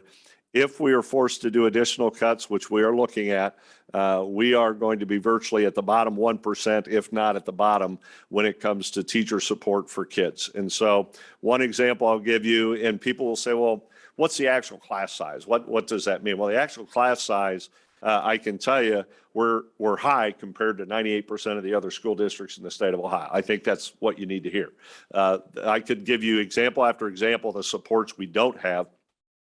We do not have any librarians in our libraries. We have a library that was shut down on the LES campus. So we have one library where we have a paraprofessional that is, and she does a great job, but we do not have any certified media center specialists. And there are other positions that are out there. And our teachers are working very, very hard because our ratio is not high. And I was sitting at a meeting at 8 o'clock with Garth and Jesse. There were about 10 or 15 teachers sitting there in the same meeting, trying to figure out how we're going to do great things for one student and their family. And that's how dedicated the staff is. And that's putting an onus on the staff, and they do a great job. That's why we are so high performing. But when it comes to class size and adjustments to enrollment, I think that's a drop the mic stat. I don't know how you argue that. And the last thing that I have on there is, this is a little bit of a Rubik's Cube when you're talking about staffing, because you're looking at salary, yes, but you're also looking at how many people. You want to know the expenditures, right? And so if you're heavy with staff and the average salary is a little lower, you may still have higher expenditures. So what we're trying to control are expenditures. That's why we do an FTE chart every single month, so that we're held accountable, and we're held accountable for the FTEs and the average salary. When you look at average salary, it's kind of misleading, because if you're top heavy and experienced teachers, I think it makes sense it's going to be a little bit higher. That's just the way it works. And so I think it is important to remember, at the end of the day, what Mr. Jouffre is going to worry about is total expenditures. Whether it's 20 teachers or one, it's total expenditures. The last slide that I have up there is, I hate that we're just talking about teachers, but that's the report that just came out. I want to put on administrator. The Madeira study does not do administrators. That's why we don't have it up there. But Loveland City School District ranks 588th out of 606. It's a little different number depending how districts report, but 588th out of 606 public school districts in Ohio in student to administrator ratio. In other words, 97% of the districts in Ohio have more administrators per student than Loveland, and the same deal. If the levy does not pass and there are cuts in the administrative team, we could have the lowest student to administrator ratio in Ohio. And I think our community in Loveland needs to be aware of that. You need to know that. When I speak of administrators, we're low in the ratio. When I talk about administrators, I'm talking about school safety. I'm talking about student safety, student discipline, leadership. When you talk about a strategic vision, we haven't talked a whole lot about the strategic vision this year, have we? Because we're talking about finances. Next month, we're going to show you what we've done with the strategic vision, and I'm pretty proud of what we've done. And even when you look at Find Your Stripes Day, part of the strategic vision was to have continuity K through 12. That's one way you do it, is getting those kids down and leading the younger kids. And so the last thing I would say, and then I'd open up for questions, I'll go back to what Mr. Doherty has said about, there are people that say, well, what's going to happen if the levy doesn't pass? What I can tell you, it's going to be very easy to come up with what cuts have to be done. They're going to be drastic, but it's going to be difficult, but easy. And we're going to have to make those decisions. The first phase has already been done. Phase one, we cut 50 staff members. We got rid of high school busing. Like Dr. Swetchenow said, our parents pretty much pay for our extracurriculars. A large percentage, I think about 70%, is paid through our parents. The second phase, you're going to get into the extracurriculars. You're going to stay out of the classroom as much as you can. And the third phase is you're going to get into the classrooms. And when you hear fiscal distress, if you're questioning what that means, I think you know what the word distress means, and you know it's not good. And the state of Ohio is going to come knocking on the door, and what they're going to do is look for cuts. And I just showed you the staffing ratio. There's not much there that's not going to affect kids. And at the end of the day, they're going to say you need more revenue, which means you're going to have a levy. And so there's no way around this with the state funding. And so I just hope our community understands this is not fear mongering. This is not woe is me. It's just letting the community know they've got a pretty difficult decision to determine the direction of their school district moving forward. And that's where we're at. Garth, did I miss anything on some of the data there? No, I think we're at a point where we're open for questions from the board. I don't have a question, but I just want to stress a couple of things that both you gentlemen have mentioned, and that is that this is a collaborative effort between the board, district administration, district teachers, that the work that is being done as far as salary schedules and student-teacher ratios, all of those things have been very collaborative efforts, and I think that all parties should be commended for being able to work together. The one statement, and it's unfortunate that this has to be discussed so much in the context of a levy, when, you know, I've been in quite a few negotiations and quite a few discussions of salary, and I believe that for the most part, this district has always considered the sustainability of whatever they do as far as salaries are concerned. We have gotten into somewhat of a situation where it is a good place for families to be. It is a good place to teach. It is a good place for teachers. We've done a lot to help with professional development. That's helped our teachers stay. It's helped our teachers rise up on the salary scale. So there's some things that we've done that have moved the salary scale to a different place, but it has, as far as I can tell, never been done with the intent of just spending money on this large portion of our expenses. But now more than ever, it is being considered in terms of what is a sustainable salary plan for Loveland and what will keep the good teachers here and what will bring the newer teachers here to continue this excellence. So I think you stressed all that, but I just kind of wanted to sum it up. I appreciate you doing that. I had a meeting with our LEA association, that's our teachers association today. And as the board is well aware, negotiation season is coming up. And I very much want to make sure the words that you just spoke are so true, Dr. Lorenz, that our last round of negotiations, it truly was a team effort, making sure that the teachers were saying, hey, look, we know that the district is in financial trouble, right? And we haven't passed a couple of levies, and we feel like that we want to try to help. And we can't say thanks to them enough because they have helped us, keep things under control for us to stretch out as long as we can before we go back to ask for more money from the community. I don't want to forget the two other groups, which is our classified, which took zeros. And sometimes we overlook our administrators. They took zeros the last 2 years also. And so when you look at recruiting the best of the best and good talent, you're looking at those individuals as well. Garth, I'm struggling to figure out how to say what's on my mind here, but maybe I'll just try to cut right through it. I listen to a lot of people who unfortunately don't have the experience of dealing in a situation like this. Maybe don't even have the experience of having responsibility for employees, throwing ideas around about how the relationship with the teachers and other members of the staff should be conducted. Just drives me a little bit crazy. But maybe the right way to say this is to give some credit to professional managers like yourself who understand the relationship with employees, who understand the complexities, some of it legal, some of it kind of operational, of managing within a unionized environment.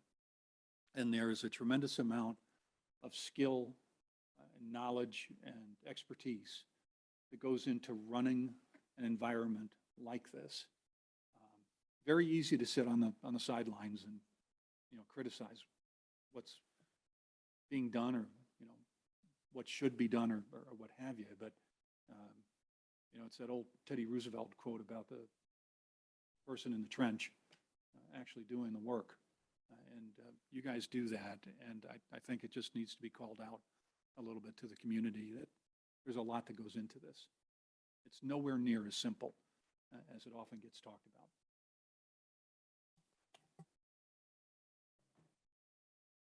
I appreciate your comments. I think we feel the same way about our staff, right?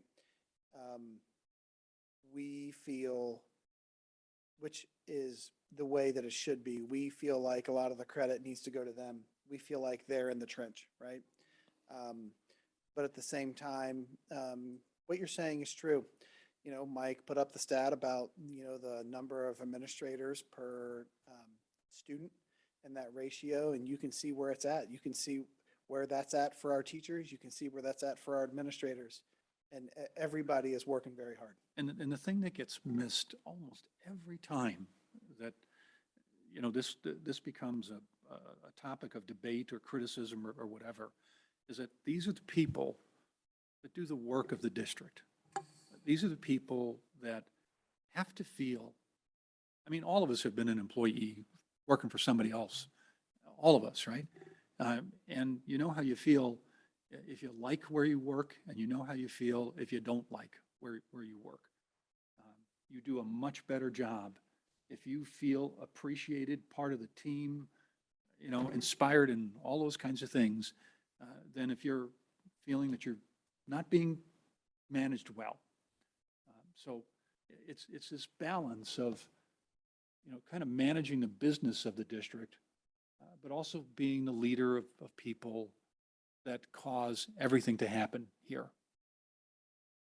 And that's part of what I mean about the complexity of doing what needs to be done in an area. And you guys know how to do this and watched you for years now, and I'm confident you understand this.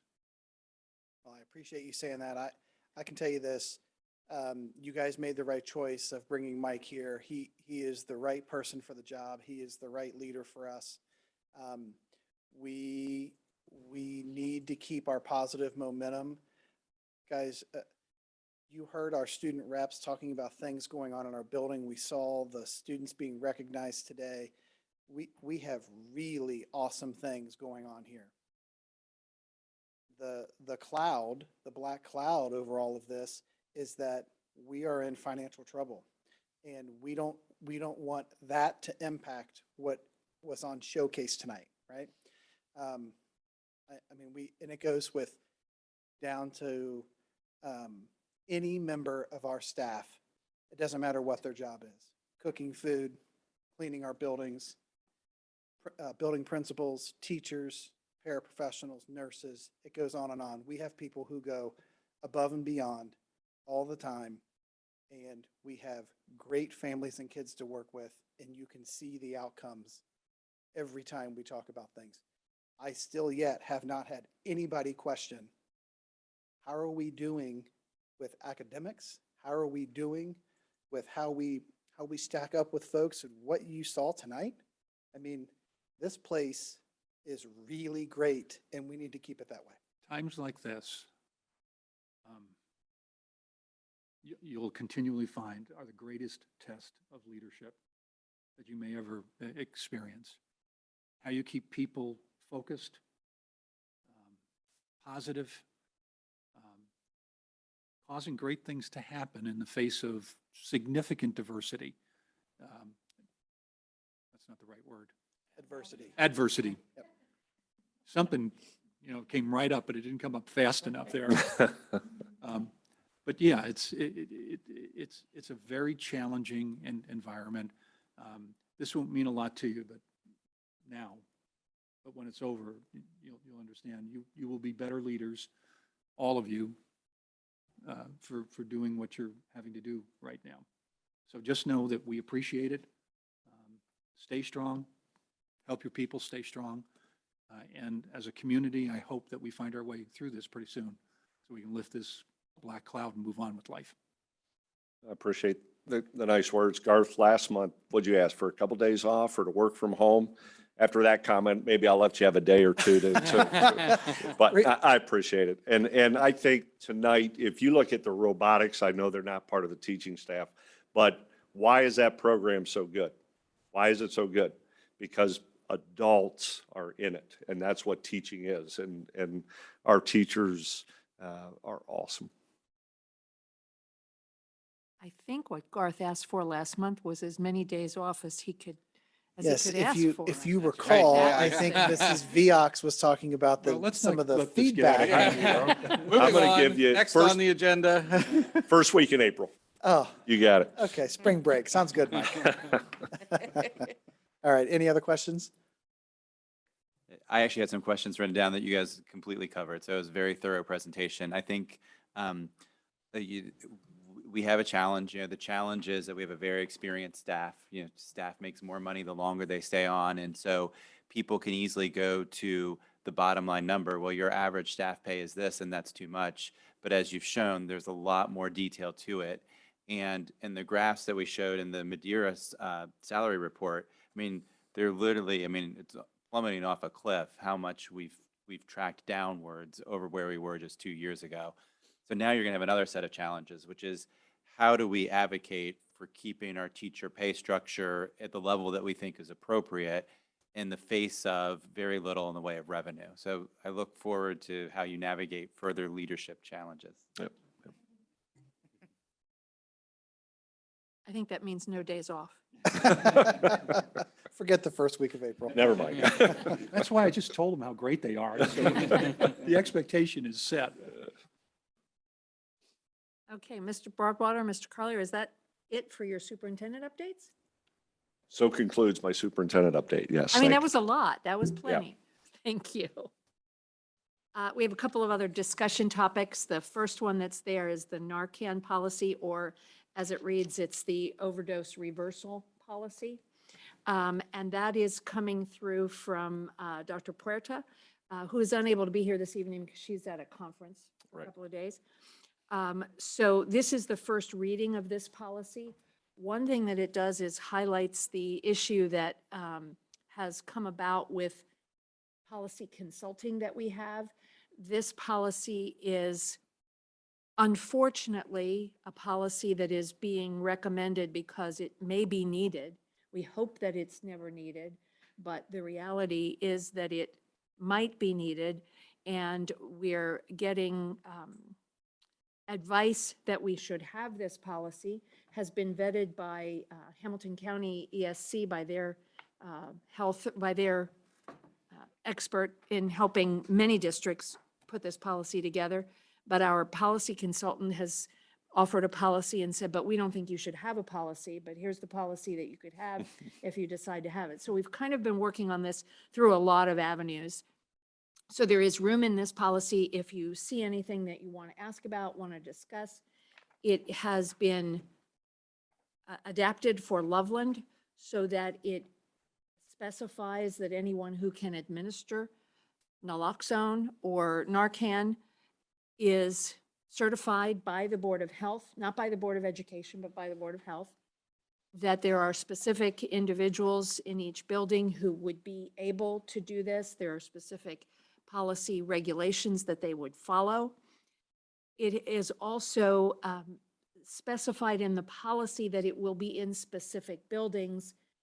There is a choice that this board could make. I talked with Dr. Puerta about it, and she is comfortable saying it's in specified buildings, giving the district the opportunity to specify which ones. But the thinking is, of course, that it would be the high school, the middle school, and LIS because it's in the same building as the middle school. right. But those would be the specified buildings. The board can choose to specify those buildings in the policy if they want. Dr. Puerta says it's okay either way, but the way it's written says we'll specify buildings, or the district will. So if you have any questions about it, it will be brought back next month for adoption. I think I've covered the things in it that I thought might be questionable. Mr. Broadwater, do you have anything else from Dr.? Yeah, this is not any different than quite a few districts are moving towards, and Dr. Swetchenow might know better than I, but I believe Narcan or the equivalent is going to become an over-the-counter drug I don't know, within the next year or so. And so maybe it's just a policy to make sure that we're able to use it if we need to. So I think Kathy addressed one of the questions that was on my mind. I didn't want to think about the question, which was, do we do this in every building? I didn't want to think about that. You know? So for me, I would trust that you'll be able to keep in touch with the situation, the real world situation that we're finding out there at the different grade levels. And I think leaving them the flexibility to make that call over time versus us getting in the middle of that kind of detail is, for me, the better answer. The other thing is just maybe a little more clerical. This last closing paragraph looks like it's missing words, or it just isn't put together quite right. Got some grammatical problems in any event. So it's just a minor thing, I think, that can Okay. be fixed before the next meeting. Yep. You know, one thing I will say, Kevin, is what we're blessed with here in Loveland is the response time with our fire department and our paramedics is certainly under 5 minutes, but it's 1 to 2 minutes. So we're not going to have an employee do it, but it's just nice to have it there Yeah. in case there is an issue. But I think it works a little bit better to have the flexibility to adjust the way you need to adjust, kind of what you're saying. Well, and I'll chime in, from my experience, although we come at it as a school board with how does this affect students? There's visitors to campus, there's employees Right, on campuses. right, good point. To my point, there's no reason not to have it in all of the schools. I don't think that we specifically need to name that. I'm happy to leave it up to the administration's decision. But quite frankly, it protects everybody who comes on our campus. Yeah, that's a great point. Not just kids. With the athletic, with all the athletic events and so forth. Yeah. The second part is, and I think Kathy, that you addressed this, that we would approve it for this year. It says beginning with the 22-23 school year. So if we do approve it, we need to make sure that all these processes are in place by the end of the school year, which is rapidly coming upon us. And then the third thing is, has the Board of Health performed the duties that they have to us in this policy by naming people who are able to do this, and by providing us, I think there's another, a copy of the protocol established by the Board of Health to the principal of each school building. So just that we make sure that we have the information from the Board of Health in order to allow us to meet what we've imposed upon ourselves.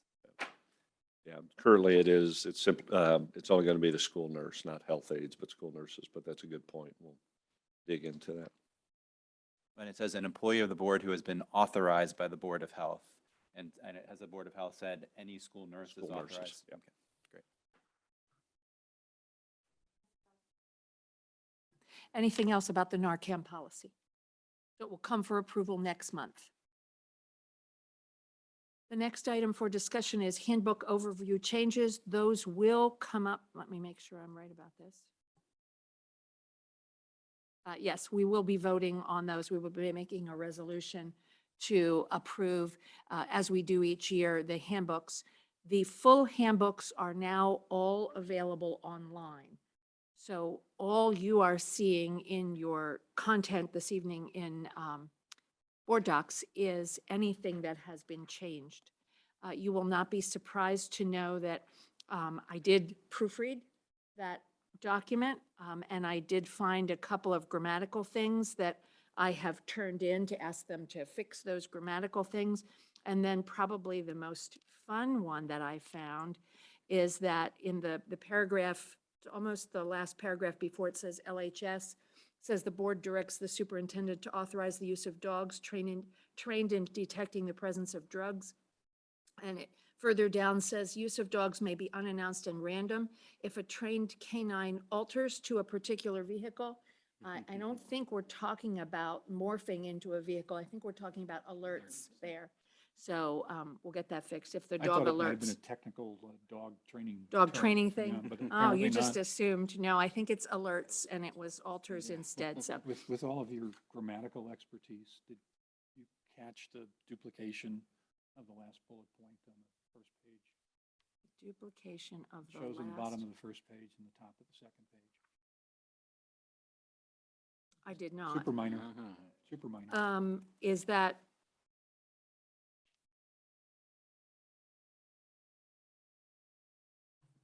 remove school dance attire requirements. Only need one of them. Oh, okay, all right. It's, again, this is a summary of what is changing in each manual. So it won't appear twice. I agree. It's there twice, shouldn't be. Nothing more. But it is a summary of what is happening in each of the handbooks. I'm happy So- to see the dress code revision and changes in there. Long overdue. Are your shoes permitted? Is that, They're encouraged. okay. All right. They're not required, though? Okay, so any other questions on that? Because that does come up for approval later. All right, then we're going to get Mr. Collier back up here because we're moving to Human Resources Employment Recommendations. And those are under 4.1, where you see the agenda items and the ongoing FTE account. So I think maybe what we'll do is ask for a motion to approve those resolutions, then we'll have a discussion of them. So moved. Second. I hear Dr. Swetchenow moving and Mr. Doherty seconding. So, Mr. Collier, you have any information? I see a couple of yellows in there. We've Yes. added a couple things since Yes. it was first published. Yes, the yellows just indicate things that were newly added. But I do want to draw your attention to the very top of the page in section A, specifically the top 3 pieces, which have some folks who have put in for their retirement.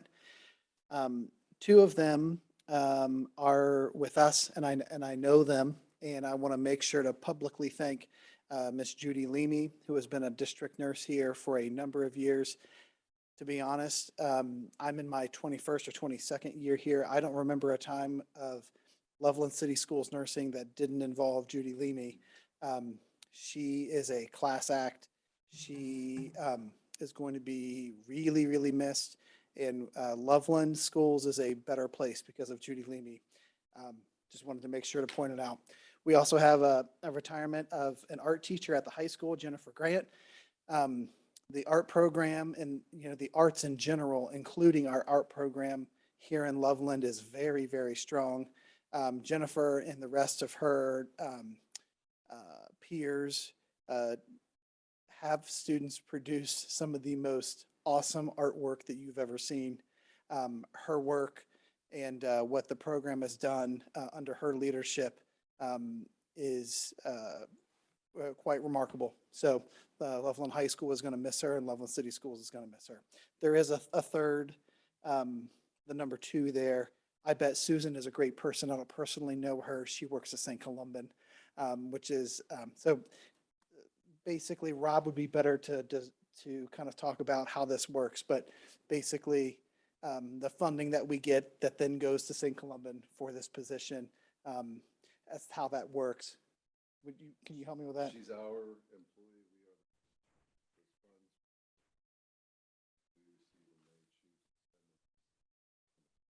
And I am sure that the folks at St. Columban are going to miss Susan, but I don't know her personally. But congratulations to those folks on their retirement.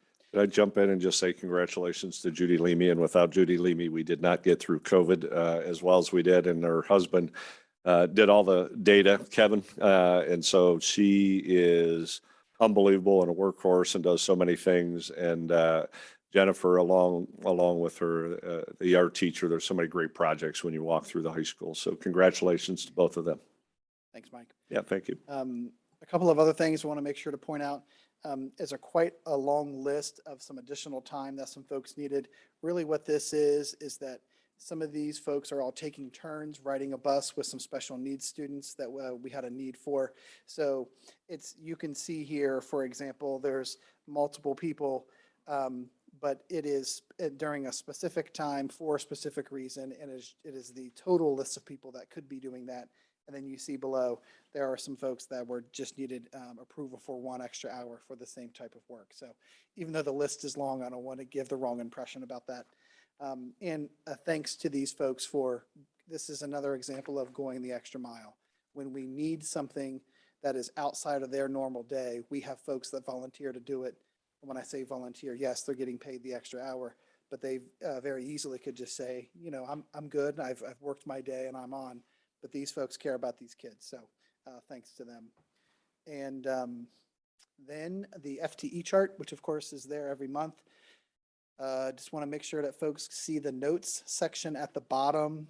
Those pieces, even though they are smaller, so they can fit on the page, those are important, which direct you to if there has or has not been any change. There is no change to the FTE chart for this month.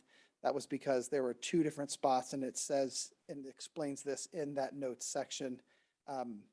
There was a person that we hired the day after the board meeting last time, and I went ahead and left that FTE count where it was. And there's another one that we are holding, an FTE spot that we're holding from the middle school for an 8 spot that we're going to be posting for next year. And I don't want to lose that information that the FTE count is staying the same, because if I were to take it away and then try to move it back, people would say you're trying to add staff. So I'm just trying to make sure to be transparent and have that down there. Okay. Garth, as you know, I repeat a lot of things from one meeting to the next. Yeah. And the reason I do that is that I have a sense that we get new viewers over the course of time. Sure. Right? And a lot of times there's people that are here for the very first time. So I just, especially given the situation that we're in, I want to emphasize this chart that you've been doing for some time now, and those color columns that you can just probably just make out the color columns from a distance here, but those are individual months, and it starts with a baseline of 2019, 2020.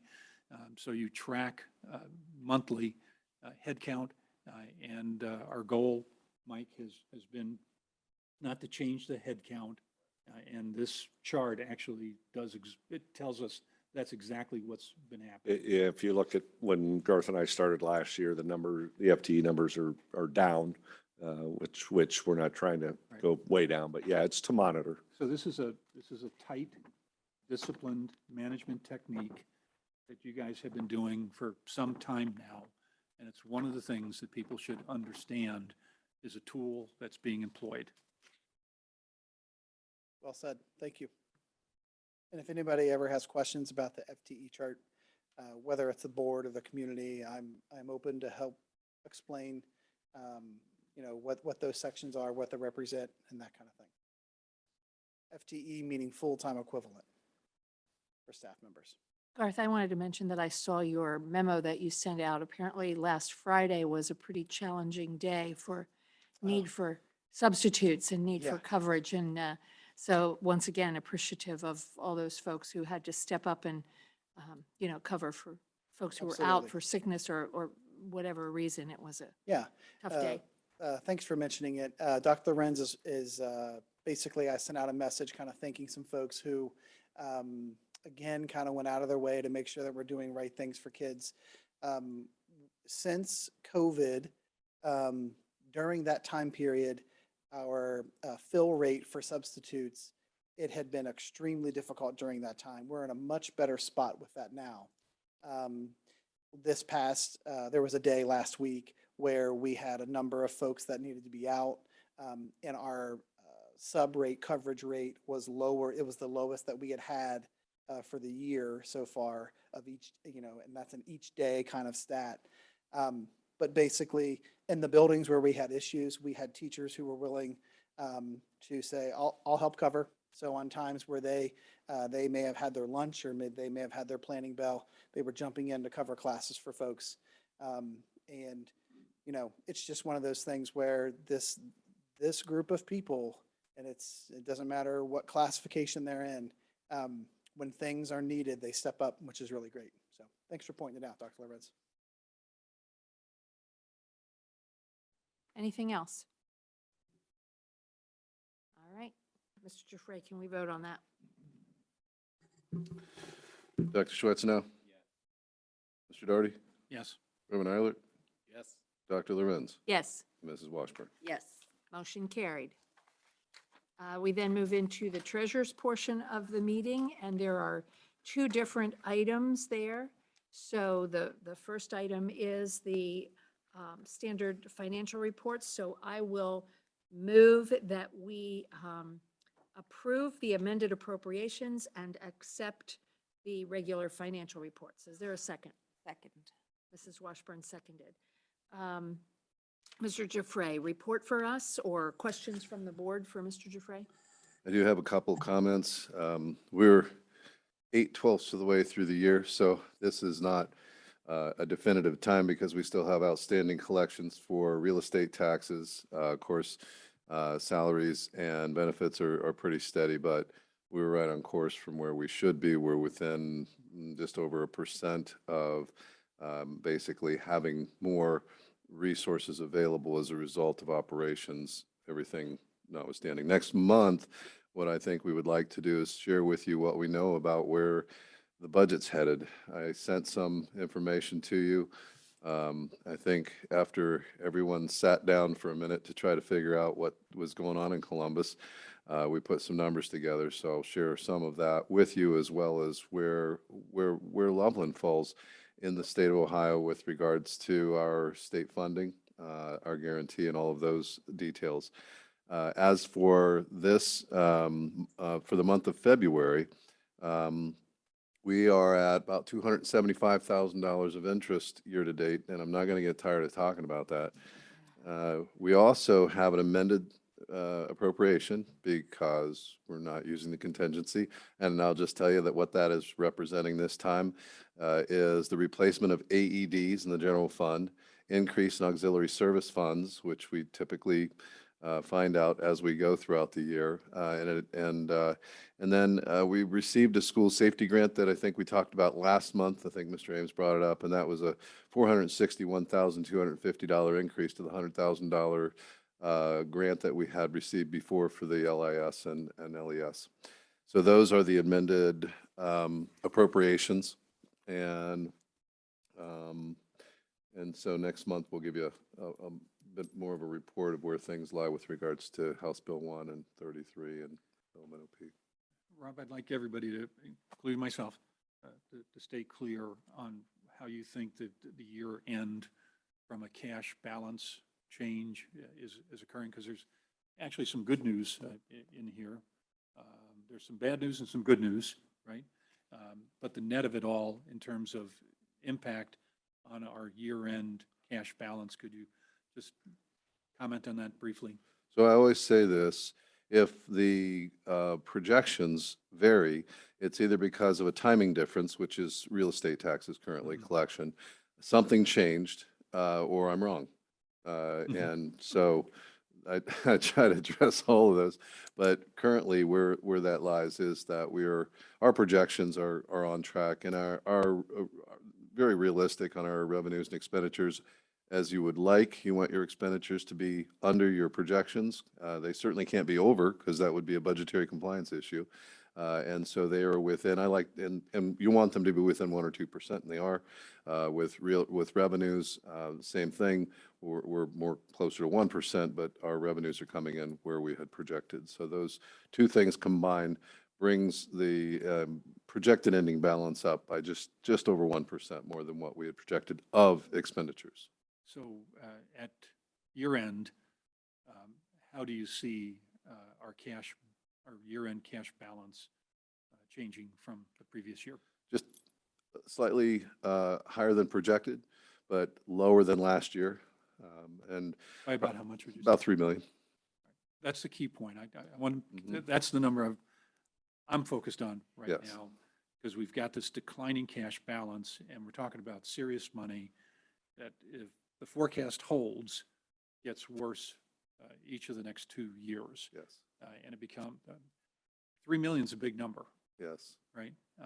And next year and the following year are yet bigger numbers, and whoomp, cash balance is gone. It's an algebraically increasing equation.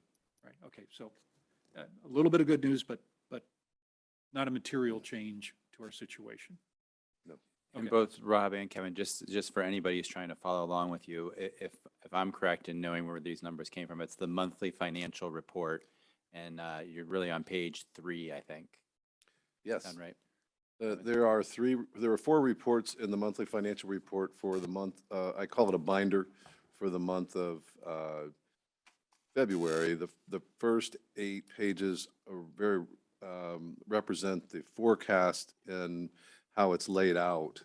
And then there is a 1-page snapshot of where the current projections and actuals are compared to the forecast. And that's a nice snapshot there.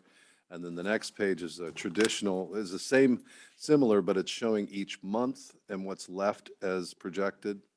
And then below that is a lot of analytical detail for each function and object within the general fund.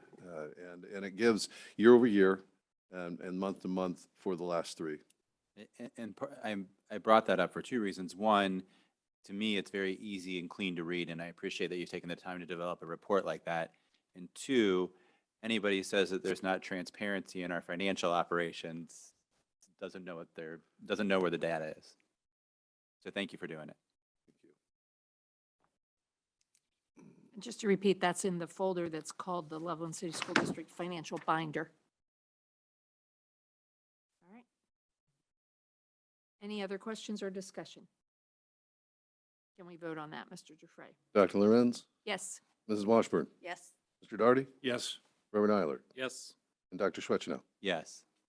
Motion carried. Thank you. We move to the lease purchase authorization. Do we have a, let me make sure. Doesn't, do we have a vote under this? Looks like I failed to put in a voting, but I Okay, can I just want to cover make it sure. on the fly. I think we need a motion to authorize board president, superintendent, and treasurer to execute the required documentation described in the following resolution to enter into lease purchase agreements not to exceed $2 million for leasehold improvements. And now that resolution is an attachment because all those pages printed. So, Right, It would be this one here. yes. so there is an attachment there that is, yeah, I've got, so the resolution that you would be voting on as soon as Google Docs lets me look at it, is a resolution authorizing installment payment or lease purchase financing. And it is for construction, equipping, installing, and improvements to school district facilities and related site work and improvements, together with all necessary appurtenances, which is a lovely word for this evening, I looked it there up. too, including one or more installment payment agreements, ground leases, lease purchase agreements, and/or trust indentures and matters related thereto. Is there a motion? So we can talk about it. Also move. Mr. Doherty Second. moved and Dr. Swetchenow seconded. Now I think we need a little explanation. Very good. So the resolution itself was written by bond counsel, and it is vague, broad, and that is because this is a very time-sensitive process. Our placement agent has given us an estimate of about 4.25%, which is conservative. And so now with this process, it is a bank qualified, which means it's less than 10 million and banks can bid, which creates the competition, and the competition obviously then would bring the price down. Because we are a public entity, in the issuance of debt, typically you have an underwriting process and you have a rating process. The private placement does not require either one of those. This is truly a lease purchase, so it is not counted towards the total indebtedness of the district for those limitations. It's not a 1% limitation. It is a lease purchase. And so we're leveraging a piece of property, which would be the high school, because the high school has a couple $1 million worth of need for permanent improvement.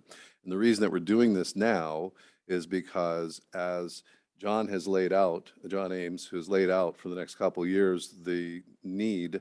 We have 2 large HVAC projects, and then we had the bleachers come along. And so we don't want to deplete our PI to a point where we're within $1 million of needs, so that something that comes up in an emergency situation, and also just the timing of being able to plan these. John points out very well that we can only do these things a lot of times in June and July. We don't have the ability to go out in February and say, come on in, we're just going to close the building for a month and you guys can do all this stuff. So there are a number of projects that we need to do over the next couple of years, and this is simply a cash flow strategy. We are borrowing at a rate that is actually below what we can invest at. I think Star Ohio is somewhere in the neighborhood of 4.8 right now. So that's 50 basis points above what we would, or 0.5% above what we would be borrowing the money for. And so in the process of identifying those $2 million worth of expenditures, it frees up those funds next year for projects that will also be rather expensive. There's an HVAC project down for the LAS and LES that's also going to be probably a seven-figure item, 6 or 7 figures. So when we're looking at all the projects that we need to do right now, we felt that it was best to fund upfront what we need to make sure that we have what we need and the resources going forward, because this is all just a matter of timing of the monies coming in, the revenues coming in from property And it's taxes. all. All from permanent improvement. Permanent improvement. Yes. That's the, No general fund monies. So I'm sure this is very complicated for just about anybody that's looking at it. Let me make a stab at the way I understand this, and you as always correct me if I've got this right or wrong.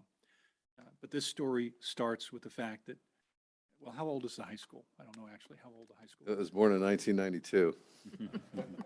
So we've got other buildings, I think, as people know, that are like 65 years old. The high school is one of the newer ones. But old buildings require care, maintenance, upgrading, et cetera, over the course of time.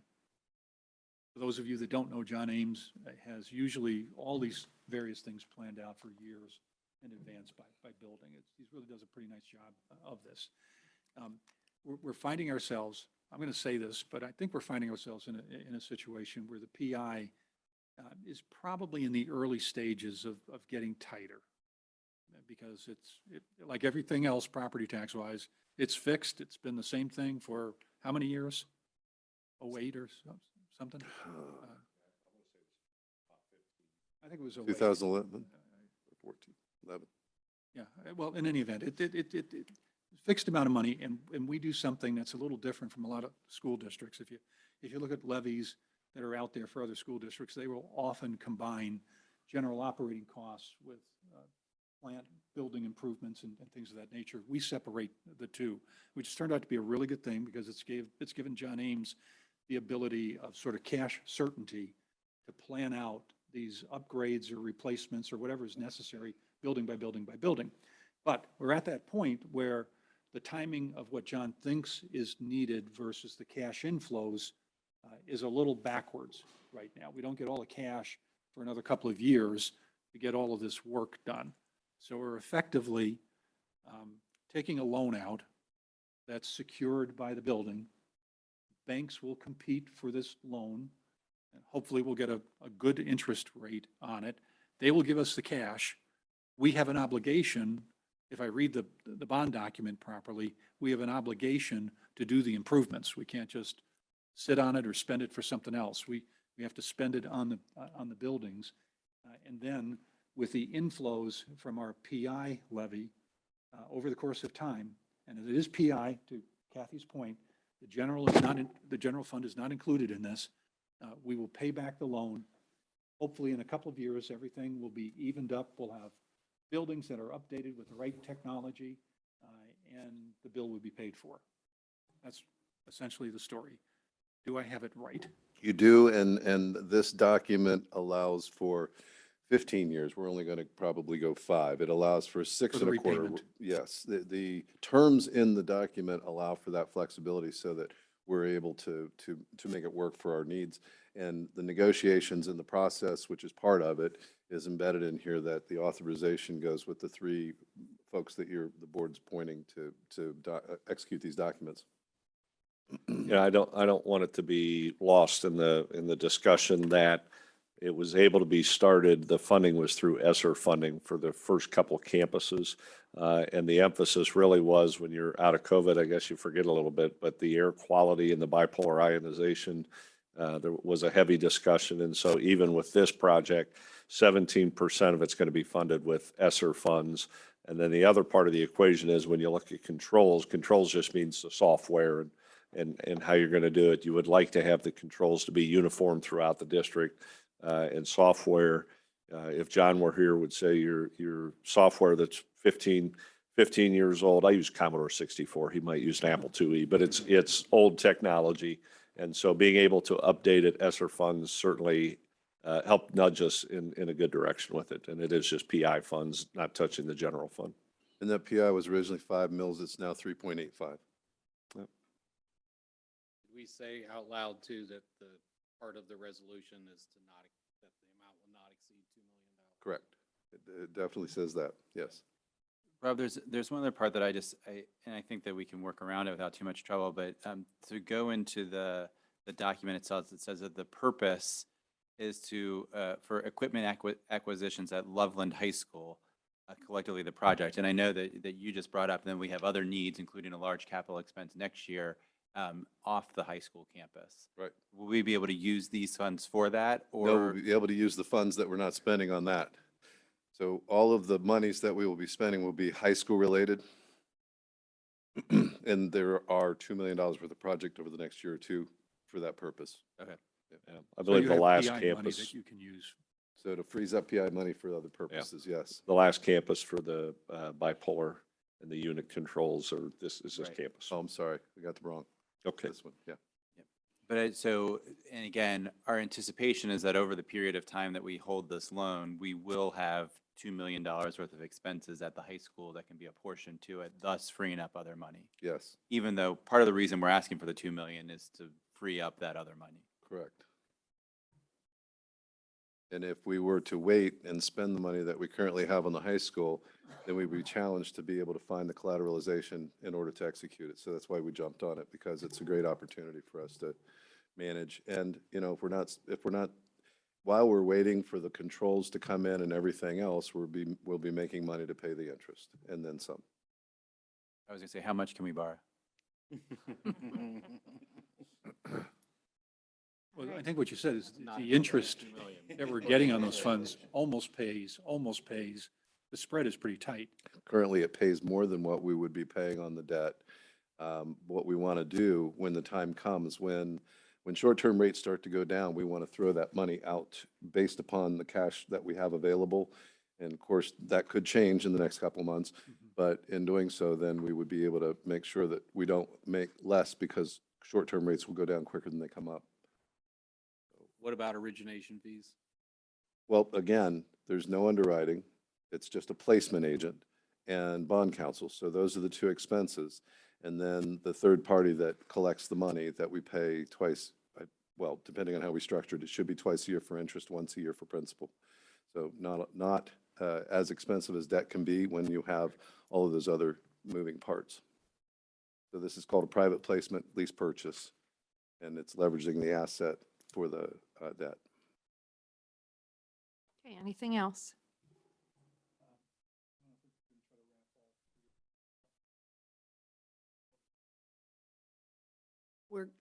We are just doing the lease purchase authorization on this one, then the other things come up in the next, under business manager resolutions, correct? All right, so can we vote on the first one? Mr. Daugherty? Yes. Dr. Schwetchenow? Yes. Reverend Eiler? Yes. Dr. Lorenz? Yes, Mrs. Washburn? Yes. motion carried. Thank you. Then we're moving to business manager resolutions. We've mentioned several times that Mr. Ames is not here. We're not talking about him out of school, so to speak. He did have some surgery today, and that's the reason he's not here this evening. So we have two items that come under his. I'm not sure, Mr. Broadwater, are you going to address them, or Mr. Giuffre, are you going to address them? If we have questions, we'll. I was going to jump in, and it's what we had just talked about, approving the bid for the HVAC controls and the bipolar ionization units at the high school. And John had provided the outline, and this is something that last month we were prepared to go to the board, but there was an error in some of the documentation, so it was pulled until this month. So I think the board is up to date with the information that Mr. Ames has provided. And I know that this, we've spoken about this before, and I'm going a little bit on a tangent, and I know that John's not here. This is, to me, an example of the process of the school requiring very large purchases for capital goods. And I know that in this specific one, we didn't have a lot of bids for this contract.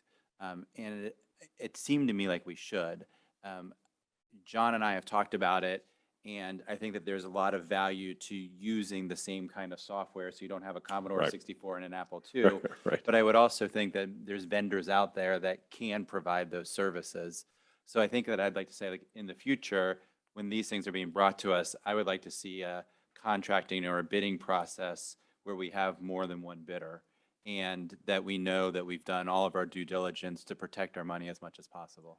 We met with one of the community members who had emailed us, and we sat, Mr. Giuffre, Mr. Ames, myself, and that gentleman who had experience, and went through the processes. Schools sometimes are limited, sometimes your contractors are not excited to work with schools and districts.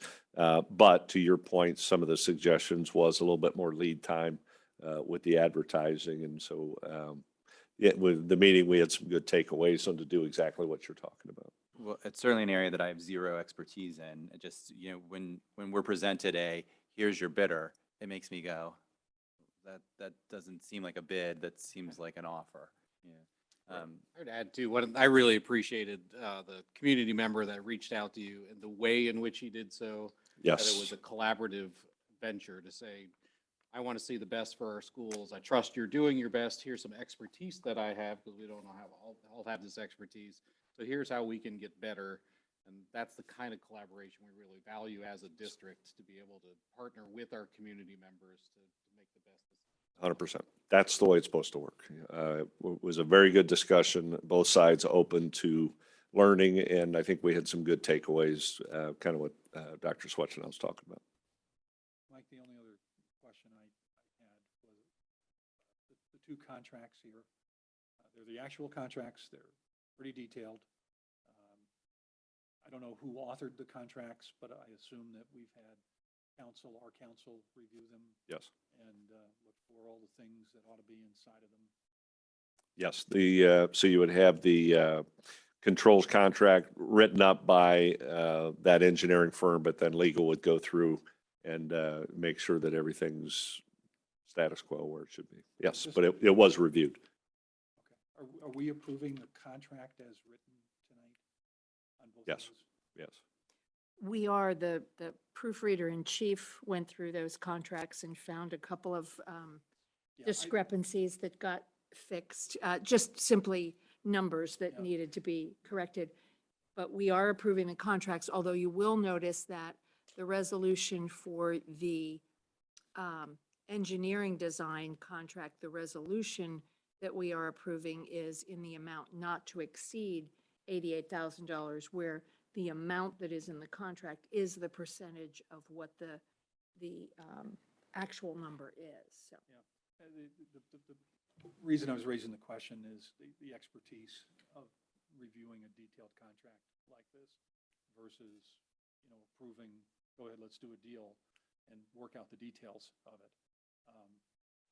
Lawyers can be great at looking for liability Right. concerns, et cetera, but there are nuances in engineering contracts around, performance issues, tolerances, you name it. And that's why I was raising the question about who's reviewed them. Yeah, having, Beyond the Right, no, I grammatical understand, stuff, I right? understand.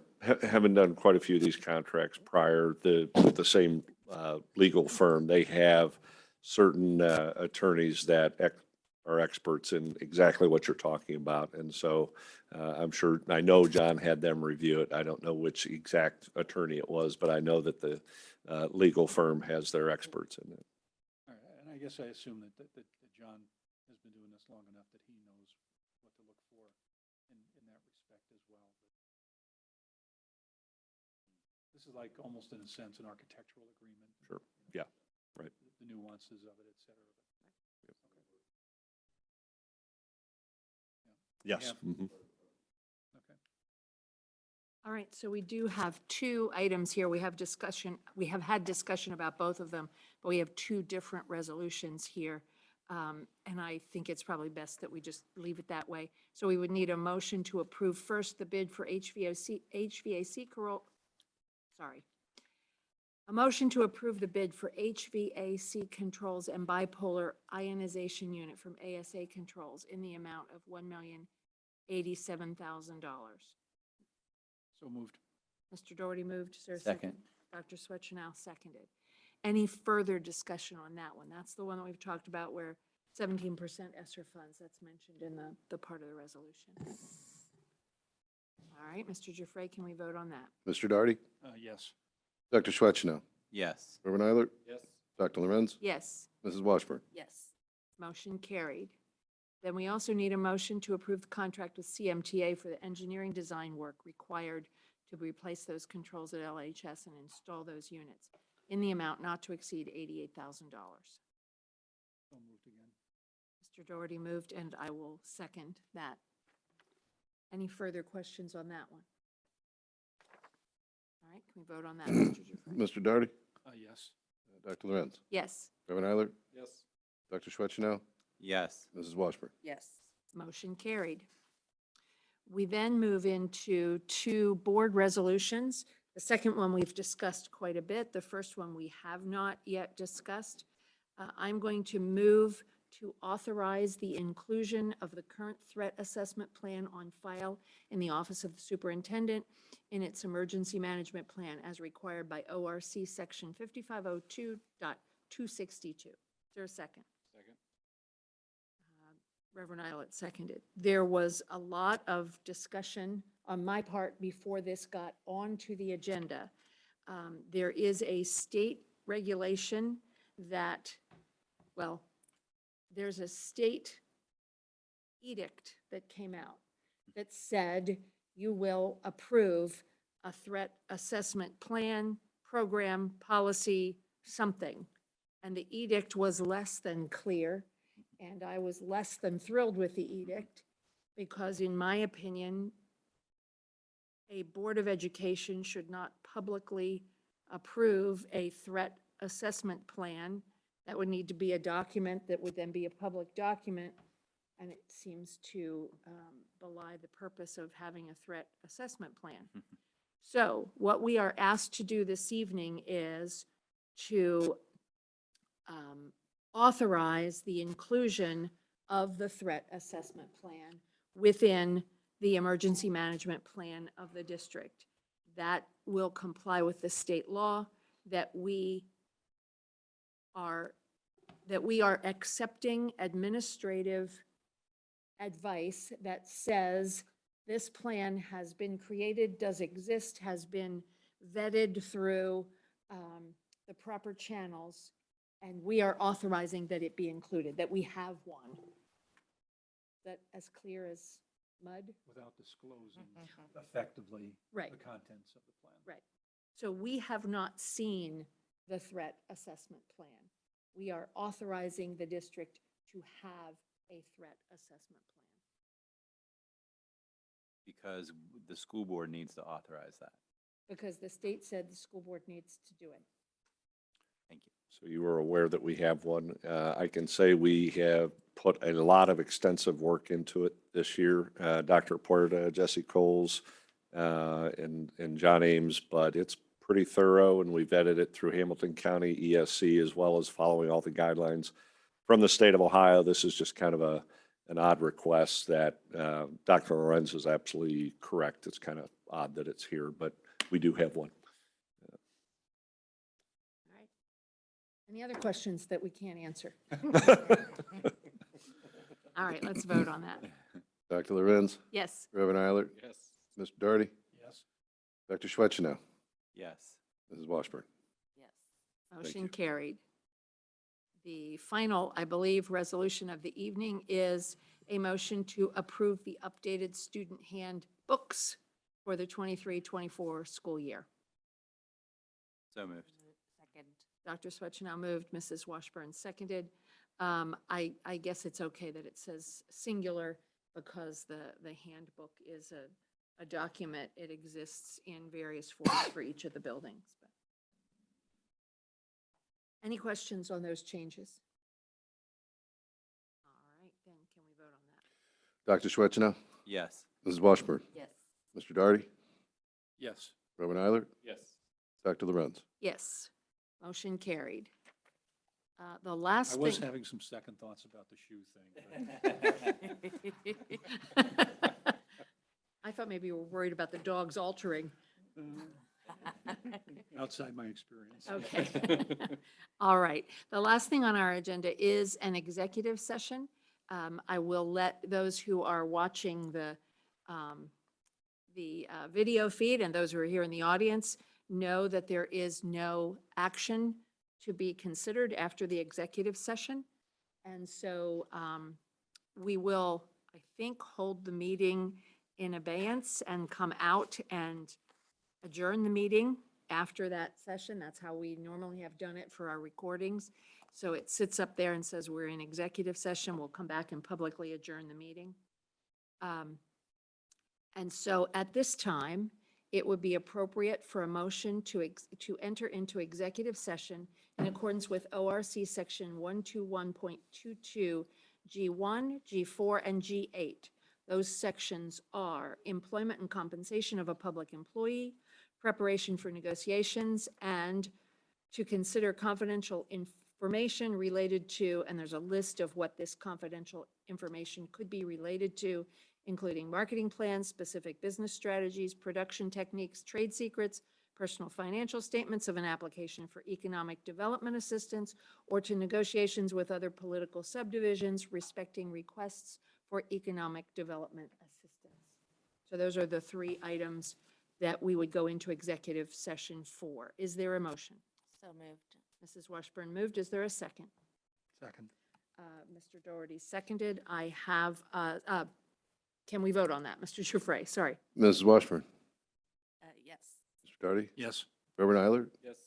Dr. Lorenz, Yes, Dr. Schwetchnow. Yes. motion carried. I have us entering into executive session at 8:46.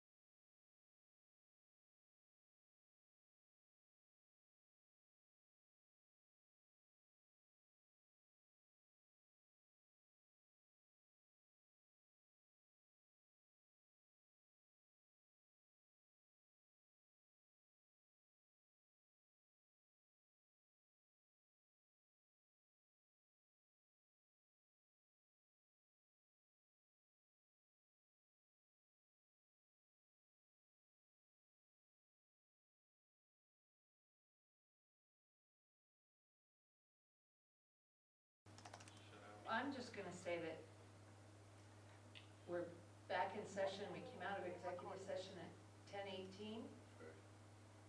And we are back in session to adjourn. Is there a motion to adjourn? So moved.